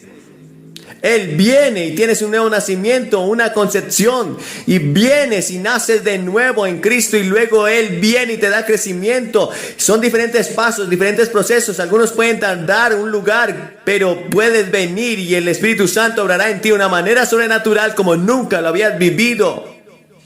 Esta noche necesitas dar un paso hacia Cristo y asegurarte. Si no sabes, si no estás seguro, asegúrate. Muchas personas tienen una fecha cuando vinieron a Cristo, pero bueno, muchas personas vengan y hagan una cita aquí y digan: esta noche me aseguraré de Cristo. Ahora la conquista de la muerte es el gran logro final de lo que llamamos cristianismo y judaísmo. La muerte física es una transición de la vida en la tierra con Cristo a la vida eterna en el cielo con Cristo. Es como pasar por una puerta. Cuando mueres, sales de una habitación y entras en otra habitación más grande, que es más hermosa y más maravillosa. Y la transición que llamamos muerte se basa sobre el hecho de que Jesucristo resucitó entre los muertos, porque sabemos que Cristo, habiendo resucitado entre los muertos, nunca más volverá a morir. La muerte ya no tiene dominio sobre él, dice la Escritura en Romanos 6, porque así como en Adán todos mueren, en Cristo todos serán vivificados. No vas a morir solo si conoces a Cristo. Yo creo, como dije en un libro que escribí sobre los ángeles, que hay un ángel de la muerte, y ese ángel viene y te toma de la mano y te lleva a la presencia de Cristo. Es algo maravilloso morir como creyente. He visto morir a creyentes y he visto morir a no creyentes, y hay una gran diferencia en la forma en que mueren. Hoy en día la gente muere sedada y no pueden hablar sus últimas palabras como solíamos tenerlas. Pero tengo muchos recuerdos de personas que mueren hablando de la música que escuchan, hablando de quienes ven. Mi propia madre parecía como si estuviera viendo y escuchando el futuro. Jesús dijo: el que cree en mí nunca morirá. ¿Crees tú esto? Y él quiso decir que nunca morirás espiritualmente. Un ateo solo ve un final sin esperanza para la vida, pero los cristianos ven una esperanza sin fin. Miramos más allá de nuestro presente dolor al triunfo de Cristo. Benditos son los muertos que mueren en el Señor. Pero Cristo trae una libertad permanente del mal al creyente que muere en él. Aquellos que no conocen a Cristo pueden no desear esto, pueden preferir seguir viviendo en sus pecados aunque tienen poco tiempo. No piensan en eso. Tienen una filosofía de vida del aquí y ahora, nada más, solo piensan en eso. Ese es el pensamiento de muchos, incluso aquí en Florida y en todo el mundo. Aunque tiene poco tiempo, ¿Dónde estarás en la eternidad? Haz una decisión esta noche. Puedes decidir dónde estar. ¿Estarás con Cristo? La palabra partir. La Biblia usa la palabra partir. ¿Ves que la Biblia enseña que somos ciudadanos de dos mundos? Ahora soy ciudadano de los Estados Unidos, pero también soy ciudadano del cielo. Soy un ciudadano de otro mundo, el cielo, y allí es donde estaré. Voy a estar allí. No pasarán muchos años o meses, no lo sé. La gran mayoría de la gente que me conoce saben que mi vida ha sido para Cristo. He hecho todo lo que pueda por el Señor. No planeo jubilarme. Seguiré trabajando. Me siento de 18 años, pero sé que los años van pasando. Puedo mirar las radiografías, cuando toman esas radiografías y veo el deterioro de mis huesos allí, y sé que algo va a pasar algún día. No puedo sentirlo, pero sé que en tanto mi punto lo sentiré y comenzará a tener dolor quizás en mi cuerpo. Todos moriremos, no importa. No voy a escapar, no quiero escapar, quiero ir al cielo. Prefiero estar con Cristo, es mucho mejor que estar incluso aquí en Florida.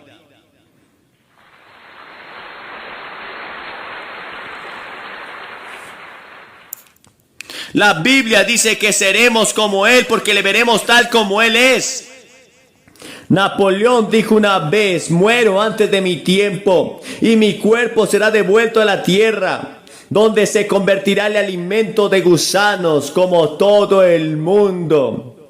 Mira el gran contraste de las palabras de Job. Él dijo: yo sé que mi Redentor vive, y aunque después de que mi piel la coman los gusanos y destruyan mi cuerpo, sé que con mi carne veré a Dios. Estoy deseando verlo cara a cara.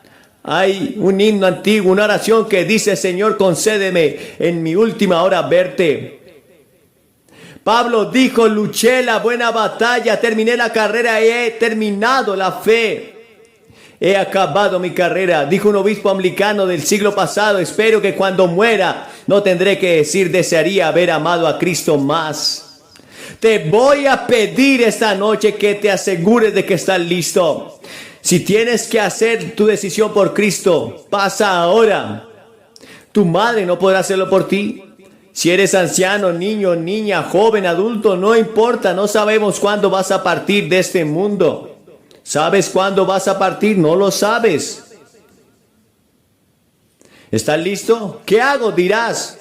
Lo primero que debes hacer, y la Biblia enseña, debes arrepentirte de tus pecados.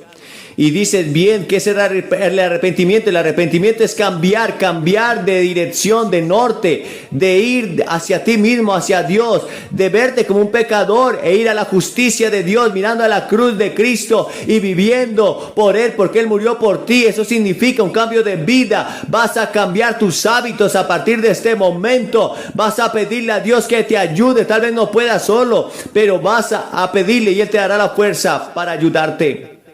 Y luego lo segundo que debes hacer es creer que la palabra creer significa más que solo creer en tu mente. Significa un compromiso, es comprometerte con Cristo como salvo.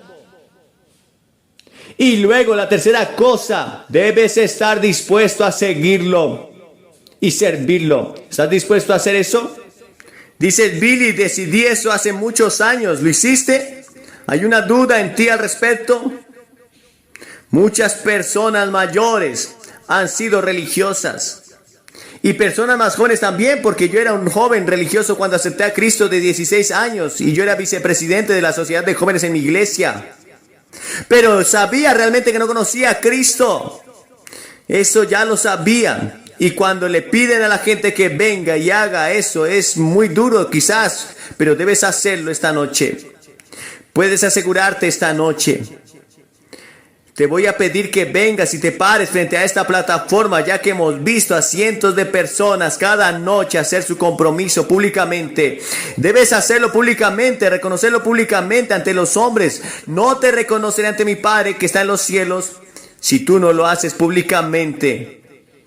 Ven, y vamos a tener una palabra. Tus parientes te pueden esperar. Y después de que hayas venido, te voy a dar una palabra. Haré una oración contigo. Les daré un poco de literatura para que los ayude en su vida cristiana. Levántense y vengan. Los vamos a esperar, cientos de ustedes. Si vienen de allí o de allí, te tomará alrededor de 1 minuto, quizás 2 minutos, pero ven. Ven, te estaremos esperando. Levántate ahora mismo. Después de que hayan venido, vamos a esperarlos unos minutos. Vamos a hacer una oración y vamos a alegrarnos.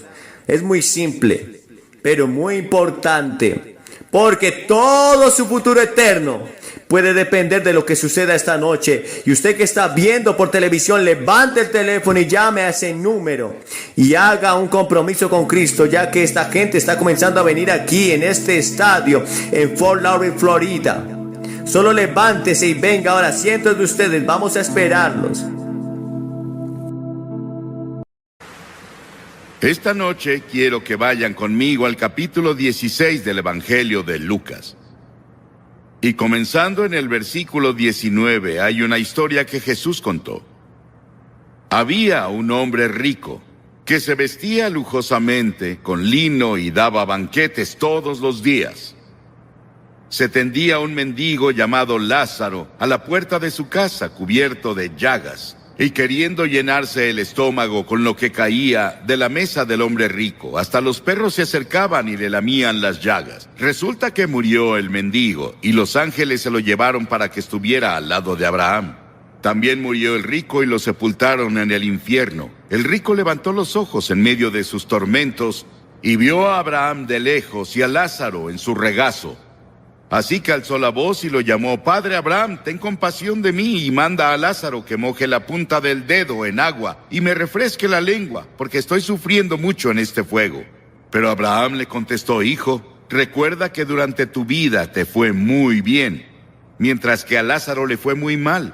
Pero ahora él es consolado y tú sufres terriblemente. Además de eso, hay un gran abismo entre nosotros y ustedes, de modo que los que quieren pasar de aquí para allá no pueden, ni tampoco pueden los de allá para acá.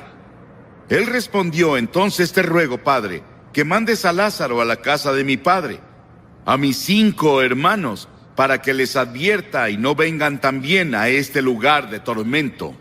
Pero Abraham le contestó: Ya tienen a Moisés y a los profetas, que les hagan caso a ellos. Él dijo: No, Padre Abraham. No les harán caso, en cambio si se les presentara uno de entre los muertos, sí se arrepentirían. Abraham le dijo: Si no le hacen caso a Moisés y a los profetas, tampoco se convencerán, aunque alguien se levante de entre los muertos. No estoy aquí esta noche para decir vete al infierno, sino vete al cielo. Y te animo a que no digas estoy condenado, sino seré salvado. En esta historia se usa la palabra infierno. Se traduce a infierno en nuestra versión autorizada, aunque en realidad es Hades, porque el Hades estaba en 2 compartimientos aparentemente. Uno se llamaba paraíso y otro se llamaba lugar de tormento. Y aparentemente podían verse a la distancia uno y otro. Y la palabra infierno ahora se usa constantemente en una grosería. La escuchas en la televisión, la ves en las películas, la ves en los escritos de las personas y la escuchas en el trabajo y la escuchas en la escuela. La revista United States Catholic Magazine en mayo de este año 1983 encuestó a estadounidenses y obtuvo que el 86% dicen que creen en la existencia del infierno. ¿Imaginan eso? 86% de los estadounidenses creen en el infierno. Nunca puedes entender el infierno hasta que primero entiendes el gran amor, misericordia y gracia de Dios. Y nunca debe ser predicado por ningún predicador sin lágrimas. He escuchado predicadores predicar sobre el infierno como si se alegraran del infierno y de que las personas vayan ahí. Pero yo no. No me gusta predicar sobre eso. Solo lo hago porque me mandan las escrituras que predique la palabra. Y es respaldado por el amor, la misericordia y la gracia de Dios que yo debo predicar. Verán, el infierno no fue hecho para el hombre. El infierno fue creado para el diablo y sus ángeles. Pero algunos se han tomado la libertad y la imaginación de distorsionar la idea de un juicio futuro. Hace que las personas digan que Dios no es un Dios de amor. y ellos distorsionaron el concepto bíblico del amor de Dios. Una señora dijo hace tiempo: odio pensar en el infierno. Yo también. Y también odio el pecado que los envía ahí. Odio la guerra. Odio el hecho de que las personas mueran de hambre en el mundo, pero la guerra es una realidad en el Líbano y en lugares así. Y la hambruna es una realidad en nuestro mundo, por desgracia. Que yo lo odie no cambia los hechos. Y odiar, morir, no cambia el hecho de que voy a morir.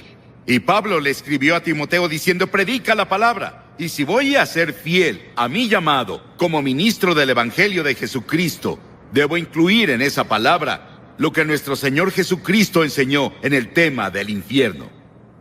Un clérigo dijo que si usaba el infierno en el púlpito, las personas lo echarían. Bueno, sé que en Carolina del Sur llegué a un pueblo hace unos años en los que tenían 13 o 14, no, 16. Señales de reducir la velocidad y parar, porque muchas personas se habían matado en esa intersección.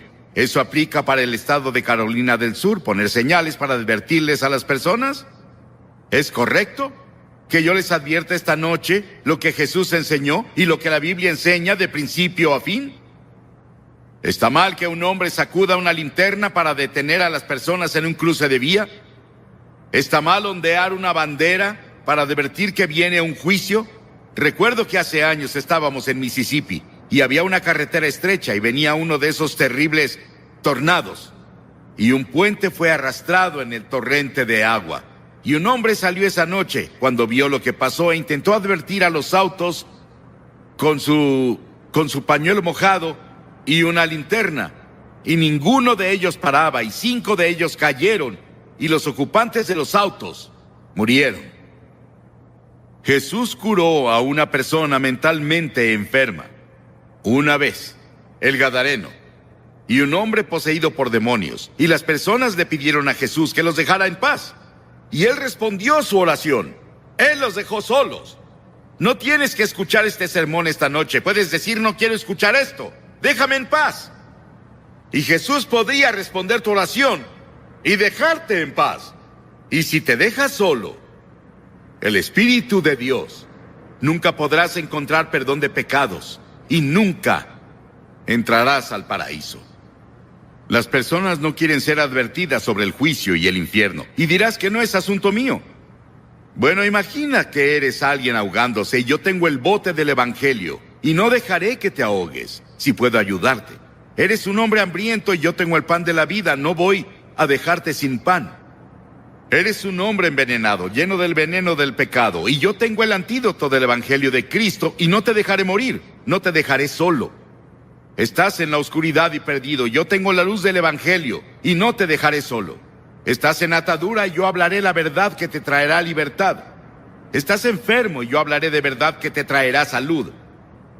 Estás en el camino amplio que lleva a la destrucción, y yo hablaré la verdad que te transferirá al camino estrecho que lleva a la vida eterna. Estás en una tormenta en el mar, y te hablaré la verdad que te llevará al puerto de la seguridad. Y algunas personas dicen que en realidad no estamos perdidos. El diablo le dijo eso a Eva en el jardín del Edén. Cuando Dios dijo que morirás si comes el fruto del árbol prohibido. El diablo llegó a susurrar en su oído en la serpiente y dijo: de seguro no morirás. A eso se le llama universalismo. En otras palabras, todos son salvados. Solo no lo saben. Algunas personas lo dicen y tenemos una forma sutil de universalismo que se está filtrando a todo grupo evangélico de hoy, de que de seguro no moriremos, que no existe eso del infierno. Pero creo que existe, de acuerdo con las enseñanzas de las Escrituras. Creo que es intuitivo. El hombre en todo el mundo cree que un día tendrá que dar cuentas y va a tener que sufrir de cierta forma por la vida desobediente que vivió aquí. Y luego Jesús constantemente lo enseñó. Nadie en las Escrituras habló más sobre el infierno que Jesús. Él dijo: y cualquiera que lo maldiga quedará expuesto al infierno del fuego. Lo dijo en el capítulo 13 de Mateo: el Hijo del Hombre enviará a sus ángeles y arrancarán de su reino a todos los que pecan y hacen iniquidad, y los arrojarán al horno encendido, donde habrá llanto y rechinar de dientes. Mateo 25:41 dice: luego dirá a los que estén a su izquierda: apártense de mí, malditos, al fuego eterno preparado para el diablo y sus ángeles. Si tu mano te hace pecar, córtatela. Más te vale entrar manco en la vida eterna que con tus 2 manos ser arrojado al infierno. Dijo que es mejor vivir la vida con un ojo, una mano, una pierna, que ir al infierno con todo. La Biblia enseña que hay al menos 3 tipos de infierno. Primero, está el infierno en el corazón. Miles de personas aquí tienen un infierno en su corazón. Y ahí es en donde comienza. La mayoría del mundo asume que la naturaleza humana es buena, pero la Biblia nos enseña que básicamente es mala. Por naturaleza somos egoístas, pecaminosos, obstinados y perdidos. En pecado me concibió mi madre, dijo David. Todos somos pecadores y nacemos en el pecado, y luego cuando llegamos a la edad de la responsabilidad, tal vez los 7, 8, 9 o 10 años, elegimos pecar. Luego nos volvemos pecadores por práctica. Y practicamos el pecado incluso si tenemos computadoras. Usamos las computadoras hoy para hacer fraudes y todo tipo de cosas. Y luego todas las cosas que están ahí, vemos plantas de marihuana en los bosques y donde las personas las plantan. Todo lo que ves y cualquier comité de investigación que nombres encontrará serpientes, porque la naturaleza humana es maligna. La naturaleza humana es mala. Y por esa razón necesita redención, transformación, necesita un nuevo nacimiento, es lo que Cristo vino a hacer. Infierno en el corazón. Está el infierno de la culpa. Un hombre me escribió hace tiempo. Él engañaba a su esposa. Vivía medio tiempo con otra mujer en otra ciudad. Y dijo: estoy viviendo un infierno. Él se vio atrapado y era un infierno. Y la Biblia nos enseña que hay una muerte ardiente como el infierno en el corazón humano. Y cada persona que parece buena, íntegra y espléndida puede convertirse en un asesino violento y un maníaco de repente. Conozco a una mujer refinada, hermosa. Su esposo era uno de los líderes de la comunidad. Y sin ninguna provocación en absoluto, mientras él dormía, ella tomó una pistola y le disparó. Lo mató. Ella está en prisión ahora. Y leemos eso a diario en el periódico. Las personas dicen que eran personas buenas, refinadas, hacían todo tipo de cosas y nunca imaginaron que harían eso. Y en el corazón hay culpa. Y está el infierno de la inquietud. La Biblia declara: el malvado es como un mar agitado. Vimos el verano pasado a gente en Europa. Fuimos a Ámsterdam a dar una conferencia sobre evangelistas itinerantes. La considero una de las más grandes conferencias impartidas en la historia de la iglesia cristiana. Y nos vimos con muchas otras personas que estaban solo buscando algo, no sabían qué. Vi a estadounidenses y personas de Japón y de todos lados corriendo como si su vida dependiera de ello. No sabían a dónde iban o qué hacían, solo iban, intentando encontrar descanso y paz. Y está el infierno de la lujuria. La viuda que se entrega al placer ya está muerta en vida. Alguien me preguntó el otro día qué significa lujuria. Hablaré un poco de eso mañana en la noche con los jóvenes. Pero lujuria significa no solo ver a una mujer o a un hombre y admirarlos. Significa que si tuvieras la oportunidad, cometerías inmoralidad. En otras palabras, la lujuria es tanta que cederías si pudieras. Y muchas personas tienen fantasías y hay lujuria en sus fantasías. Y está el infierno del odio. Este infierno del odio ha estallado en guerras y motines y todo tipo de conflictos. El infierno se mudó a la tierra. Y finalmente, está el infierno en el futuro. Y el infierno futuro es una proyección del infierno que tienes ahora en tu corazón, en tu casa, en nuestro mundo. Salvo que sigue y sigue. Jesús habló más sobre el infierno que cualquier persona en la Biblia, como dije hace un momento, pero nos advirtió para que huyamos de él. Este es el hecho del infierno que hace que el amor de Dios sea tan sorprendente y glorioso. El hecho de que se hizo para el diablo y sus ángeles. Escuchamos al diablo y seguimos al diablo y hacemos lo que el diablo dice. Y Dios nos ama tanto que pensó en un plan para salvarnos, para que nunca tengamos que pasar un día en el infierno. ¿Cuál es la naturaleza del infierno? Bueno, hay muchos misterios que rodean este tema. Esencial y básicamente es la separación de Dios.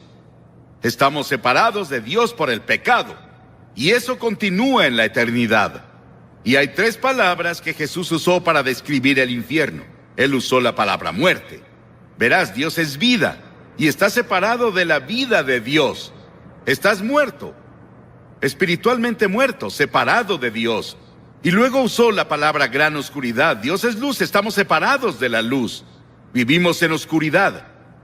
Y luego usó la palabra fuego. Y seguido me pregunto si ese es un fuego terrible dentro de nuestros corazones por Dios, por la comunión con Dios que nunca puede ser saciado. Hemos rechazado a Dios, le hemos dado la espalda a Dios. Nunca podemos conocer a Dios. Se indica en esta historia que este hombre no tenía una segunda oportunidad. Se indica en esta historia que este hombre se volvió muy evangelístico. Él quería alcanzar a sus hermanos.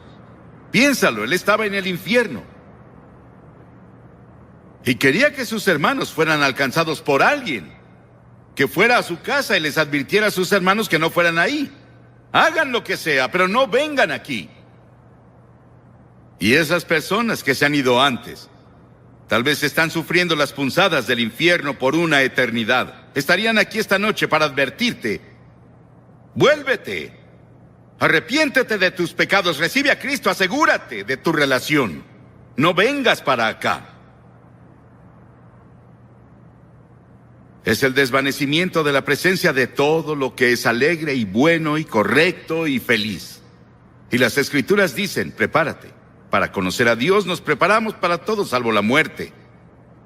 Nos preparamos para la educación, los negocios, las carreras, el matrimonio, la vejez, pero no para el momento del juicio. Quitamos todo tipo de seguro que podemos si nos preocupamos sobre las pensiones de la vejez, la seguridad social y el resto de eso.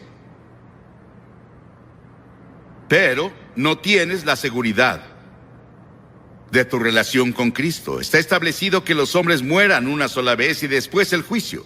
La muerte es un suceso que cada hombre considera antinatural cuando se relaciona a él mismo, pero natural cuando se relaciona a otros. Sabemos que otro hombre va a morir. Sabemos que el cáncer va a atacar a otra persona. Sabemos que la otra persona morirá de un ataque cardíaco en un choque automovilístico, pero no yo. Y vivimos como si fuéramos a vivir para siempre, y no es así. Todo terminará en poco tiempo para todos aquí. Y estarás en la eternidad. ¿Dónde estarás? ¿Apartado de Dios o con Cristo en el paraíso? El hombre en la cruz que estaba muriendo con Jesús era un pecador terrible. Merecía ser crucificado. Merecía la pena según la ley. Y dijo que lo merecía. Y se volvió a Jesús y dijo, Señor, recuérdame cuando vengas en tu reino. Es todo lo que dijo, recuérdame. Él no tuvo tiempo de ser bautizado, no tuvo tiempo de unirse a una iglesia. No tuvo tiempo de hacer nada salvo creer. Y Jesús dijo, hoy estarás conmigo en el paraíso. Piénsalo. La primera persona que Jesús se llevó al paraíso con él era un ladrón, un asesino, un hombre que merecía el infierno. Pero en la cruz, Cristo estaba muriendo por personas como él. Y Cristo moría por personas como tú. Y las personas más difíciles de alcanzar no son como él. Ellos saben que son pecadores, saben que necesitan a Dios. Son personas como nosotros aquí, bien vestidos, vamos a la iglesia, tenemos un poco de religión, pero no es lo primero en nuestras vidas, no es lo principal en nuestras vidas. Y tenemos suficiente religión para evitar que tengamos una buena dosis de salvación de Cristo. Has sido vacunado. Y sientes que no tienes una necesidad espiritual. ¿Qué hay de las personas que dicen que están felices y tienen buen ingreso, buen trabajo, una buena familia y todo? No necesito a Dios. No necesito a Cristo. ¿Para qué lo necesito? Vas a necesitarlo, hermano y hermana. Vas a necesitarlo mucho por mucho tiempo. Es mejor que vengas ahora mientras tienes oportunidad. La Biblia dice que ahora es la hora aceptable.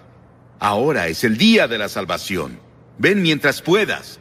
No puedes venir a Cristo cada vez que quieras. Solo puedes venir cuando el Espíritu Santo te ha convencido y te trae, y donde la palabra de Dios ha sido proclamada. ¿Has venido a Cristo?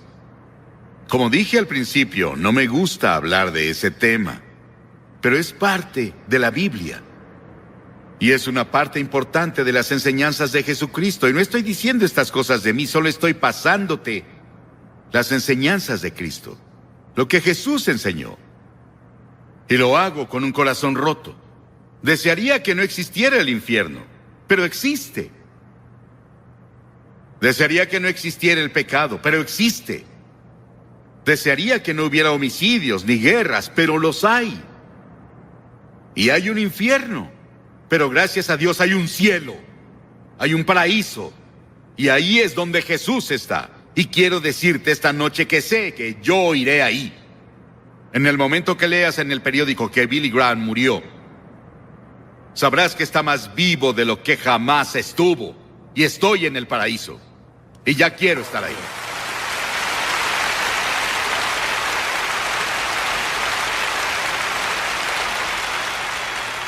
Y miles de ustedes aquí esta noche pueden decir lo mismo, pero otros miles no. No pueden decirlo con seguridad, no están seguros. ¿No les gustaría estar seguros cuando se vayan de aquí que van camino al cielo? ¿Van camino al paraíso con Cristo? Pueden estar seguros. La Biblia dice, les escribo estas cosas a ustedes que creen en el nombre del Hijo de Dios para que sepan que tienen vida eterna. Pablo dijo, y estoy seguro de que tiene poder para guardar lo que le he confiado hasta aquel día. Yo sé, tú puedes saber. Dirás, Billy, ¿qué tengo que hacer? Muy bien, debes hacer 3 cosas. Primero, debes arrepentirte de tus pecados.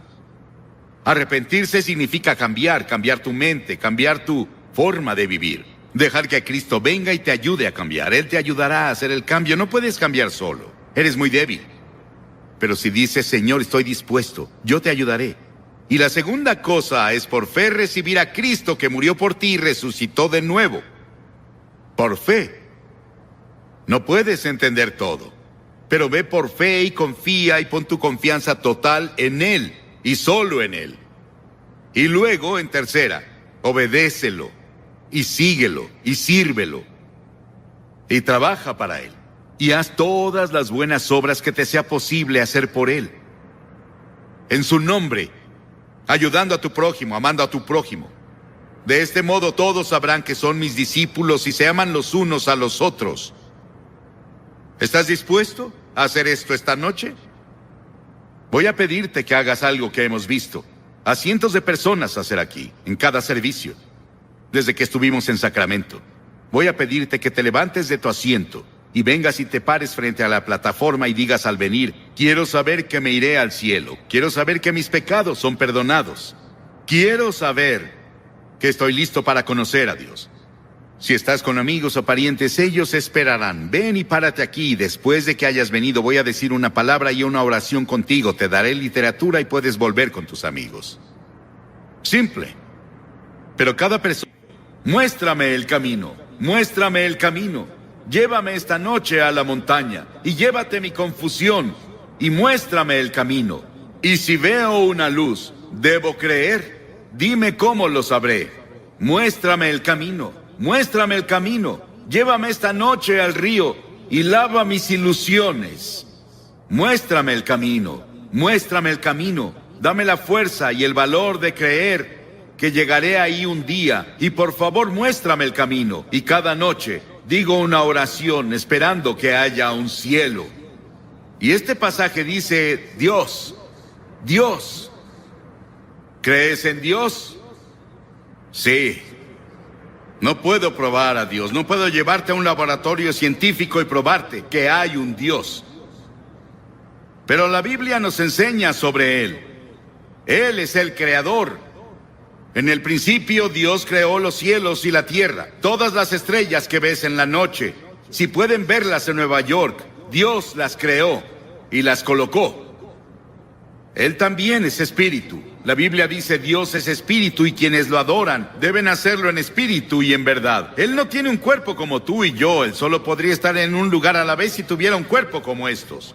Pero Dios es espíritu y está en todos lados al mismo tiempo. Puede estar en Rusia, puede estar en China, puede estar en América, puede estar en África, puede estar en Latinoamérica, puede estar en todos lados al mismo tiempo. Dios también no cambia. Yo soy el Señor Dios que no cambia, dice la Biblia, en el cual no hay mudanza ni sombra de variación, dice Santiago. La Biblia enseña que Dios es un Dios santo, absolutamente santo. Él no puede ignorar el pecado. La Biblia también nos dice que Él es un Dios de juicio, pues Dios juzgará toda obra, aun la realizada en secreto. Piénsalo, cada cosa secreta que hiciste, todos tus pensamientos secretos, las cosas que pensaste que nadie sabía, un día serán sacadas a la luz y vas a ser juzgado. La Biblia dice que Dios ha fijado un día en el que juzgará al mundo. Piénsalo, fijó un día, un momento en el que Él va a juzgar al mundo y tú estarás ahí. Dios, pero Dios también es un Dios de amor. Mi madre me amaba, pero ella no me amaba ni cercano a lo mucho que Dios me ama, y eso parece imposible de creer. Mi esposa me ama, yo la amo. Tengo 5 hijos, los amo. Tengo 19 nietos, los amo, y espero que ellos me amen. Tengo 3 bisnietos, creo que me aman, y los amo, y sé que todos aman al Señor. Pero nada puede compararse con el amor de Dios. Tuvieron que inventar una nueva palabra en griego para decirnos algo sobre el amor de Dios. Dios es un Dios de amor, Él te ama. Y si hay una cosa que quiero que te lleves de este gran parque cuando te vayas hoy es esto: Dios te ama. Dios te ama. Dios te ama. Y Dios está interesado en ti. Y Él tiene contados tus cabellos. Él ve al pajarillo caer. Sabe todo de ti y te ama. No importa cuántos pecados hayas cometido o lo que hayas hecho. Podrías haber llegado tan bajo como Nicky Cruz lo describió, su vida hace rato, pero Dios te ama. Y si Dios pudo cambiar a Nicky Cruz y cambió a Johnny Cash, Dios te cambiará, si se lo permites. Y Él puede hacerlo hoy. Comienza ahora. Sí, Dios es un Dios de juicio. Él traerá juicio a cada obra, y Él estableció un día en el que Él traerá el juicio al mundo. Pero Dios también es un Dios de amor. Nada se compara al amor de Dios. La Biblia dice, Dios es amor. Sí, los he amado con amor eterno, dice Jeremías. Y por esa razón Dios creó al hombre. ¿Te has preguntado por qué estás aquí? ¿Por qué Dios creó los humanos? ¿Y cuál es el propósito de los humanos? Dios te creó porque Él es un Dios de amor. Y Él quería que otras criaturas en el universo pudieran elegir amarlo también. Entonces, Él creó al hombre, Adán y Eva. Él los puso en un paraíso perfecto. Y creemos que se localizaba en un país que ahora se llama Irak, en la cabeza del Golfo Pérsico. Mucho de la Biblia se escribió en Irak, Nínive, Babilonia, Ur de los Caldeos, de donde viene Abraham. Y Abraham es el padre de los judíos, de los cristianos y del pueblo islámico. Abraham es alguien a quien vemos como el principio. Él venía de Irak y es la razón por la que había mucho interés en Irak durante la guerra del Golfo. Por eso muchos libros fueron escritos en la Biblia sobre el Golfo. Y Dios creó al hombre y lo puso en el jardín del Edén, un ambiente perfecto, un paraíso perfecto. Y Dios le dio al hombre una elección. Dios dijo, quiero que tengas todo el fruto del jardín, salvo un árbol. No puedes comer de ese árbol. Dios probó al hombre. Y Dios dijo, si comes de ese árbol, vas a romper mi ley, vas a sufrir y morirás. Y el hombre rompió la ley de Dios. Dios le dio el libre albedrío para elegir, y el hombre eligió rebelarse contra Dios. Escuché un talk show en la tele el otro día. Pude escuchar a casi todos. Discutían qué está mal con la naturaleza humana. ¿Por qué las personas hacen las cosas que hacen? ¿Por qué las personas cometen los crímenes que hay? ¿Por qué las personas dicen mentiras? ¿Por qué hay tantos celos? ¿Por qué hay tantos problemas en el mundo? Es porque el hombre está enfermo. Y la enfermedad se llama pecado. ¿Cuál es la principal causa de la guerra? El crimen, el engaño y el fraude. ¿Por qué debemos tener hospitales y cárceles con barrotes en las ventanas y fuerzas policíacas y fuerzas militares? Nuestros problemas sociales básicamente son morales y espirituales, y los problemas morales requieren una solución religiosa. Todos estos problemas indican que algo está mal con la naturaleza humana. Las personas esperan que la tecnología o la fuerza política nos salven. Pero Dios dice, tu problema está en tu corazón. El primer pecado que se cometió fue cometido en un paraíso. Es un problema del corazón. Jesús dijo, porque del corazón salen los malos pensamientos, los adulterios, la fornicación, los homicidios, los robos y las calumnias. La Biblia dice en Romanos 6, la paga del pecado es muerte. La Biblia dice, pecado es romper la ley. ¿Qué ley? La ley de la conciencia. ¿Has ido en contra de tu conciencia? Cometiste un pecado. ¿Alguna vez has roto alguno de los 10 mandamientos? Eres pecador. No has cumplido los requerimientos del sermón de la montaña. Eres un pecador. No cumplimos lo que Dios requiere. Somos pecadores ante Dios. Y el pecado se interpone entre Dios y tú. Se interpone entre tú y la paz. Entre tú y la felicidad. Entre el gozo y tú. Entre tú y la seguridad de que si mueres irás al cielo. Salomón, el gran rey de Israel, una vez dijo, no hay un hombre sin pecado. Estamos alejados de Dios. Recordemos eso. Estamos separados de Dios. A pesar de eso, Él aún nos ama. Sí, hay un infierno. Hay un infierno en esta vida. Pero también hay un infierno en la vida venidera, si estamos separados de Dios. La Biblia enseña que la muerte tiene 3 dimensiones. Hay una muerte natural. Cuando mueres, vas a ser sepultado o vas a ser cremado, como sea que lo hagan. Desaparecemos de esta tierra.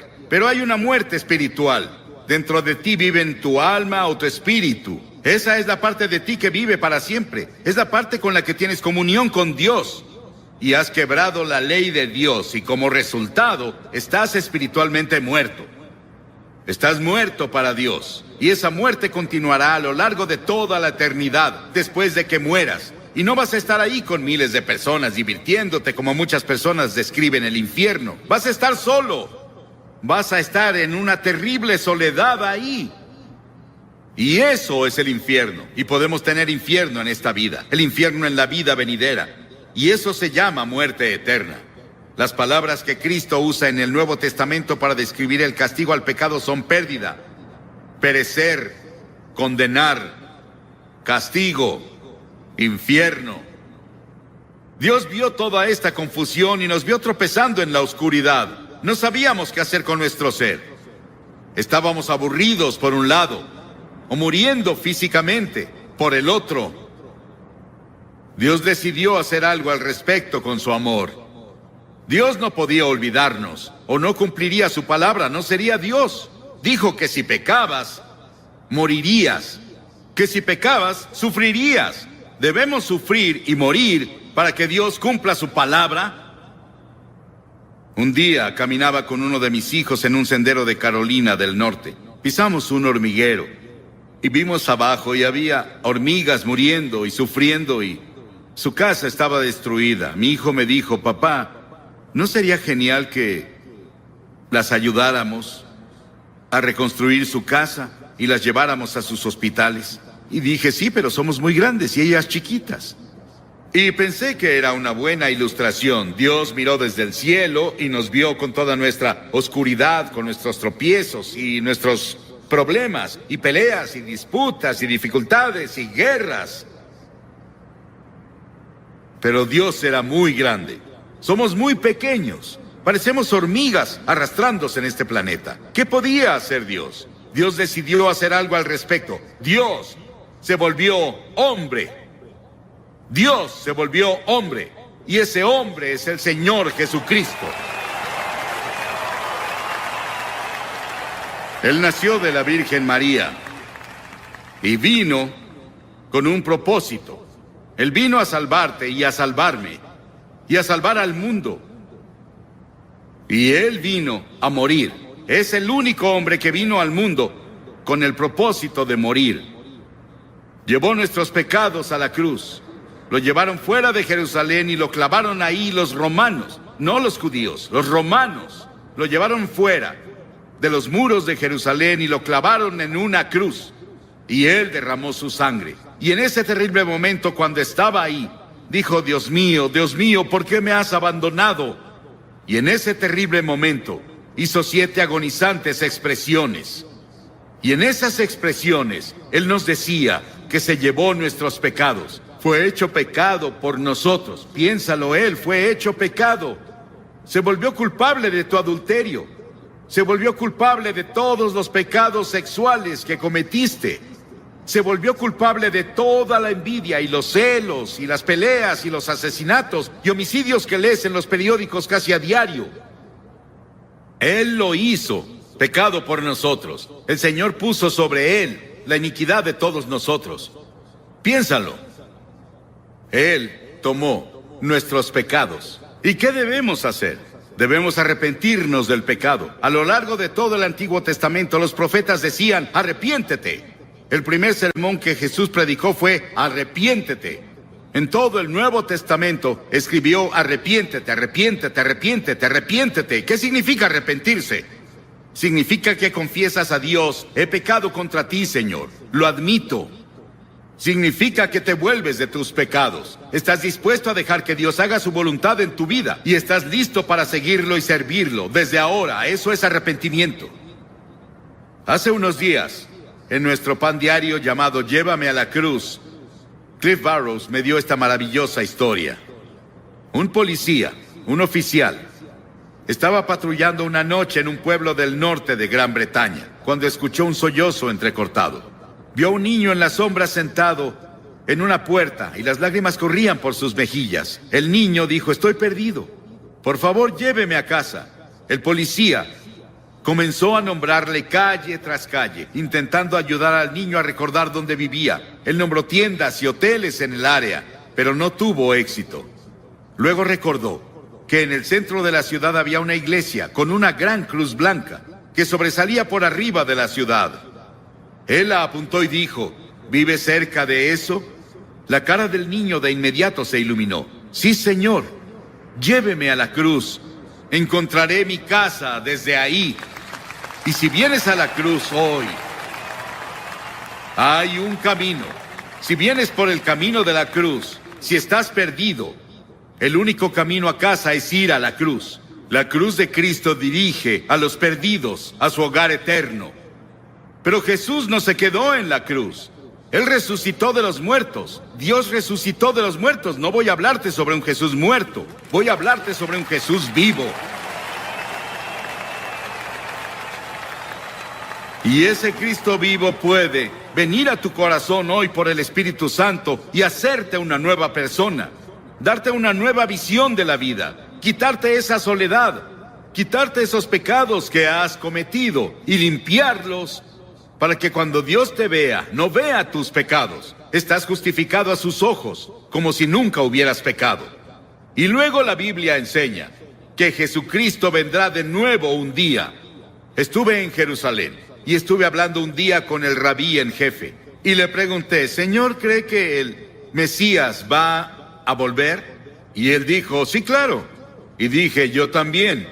Pero creo que cuando venga, usted verá que es Jesucristo. Él se rió por un momento con su taza de café y dijo: no se rió, me sonrió. Y dijo: claro, esa es nuestra diferencia. Ambos esperamos al Mesías, pero nosotros creemos que será Jesucristo. Verán al Hijo del Hombre venir sobre las nubes del cielo con gloria, con gran poder y gran gloria. Va a volver y establecerá su reino. Sí, el comunismo no ganó. Ningún ismo va a ganar. Solo Cristo va a ganar. Y un día va a gobernar al mundo. Pero esta noche Él quiere gobernar tu corazón. Él quiere entrar a tu hogar y a tu familia, a tu vecindario. Él quiere entrar a nuestro país.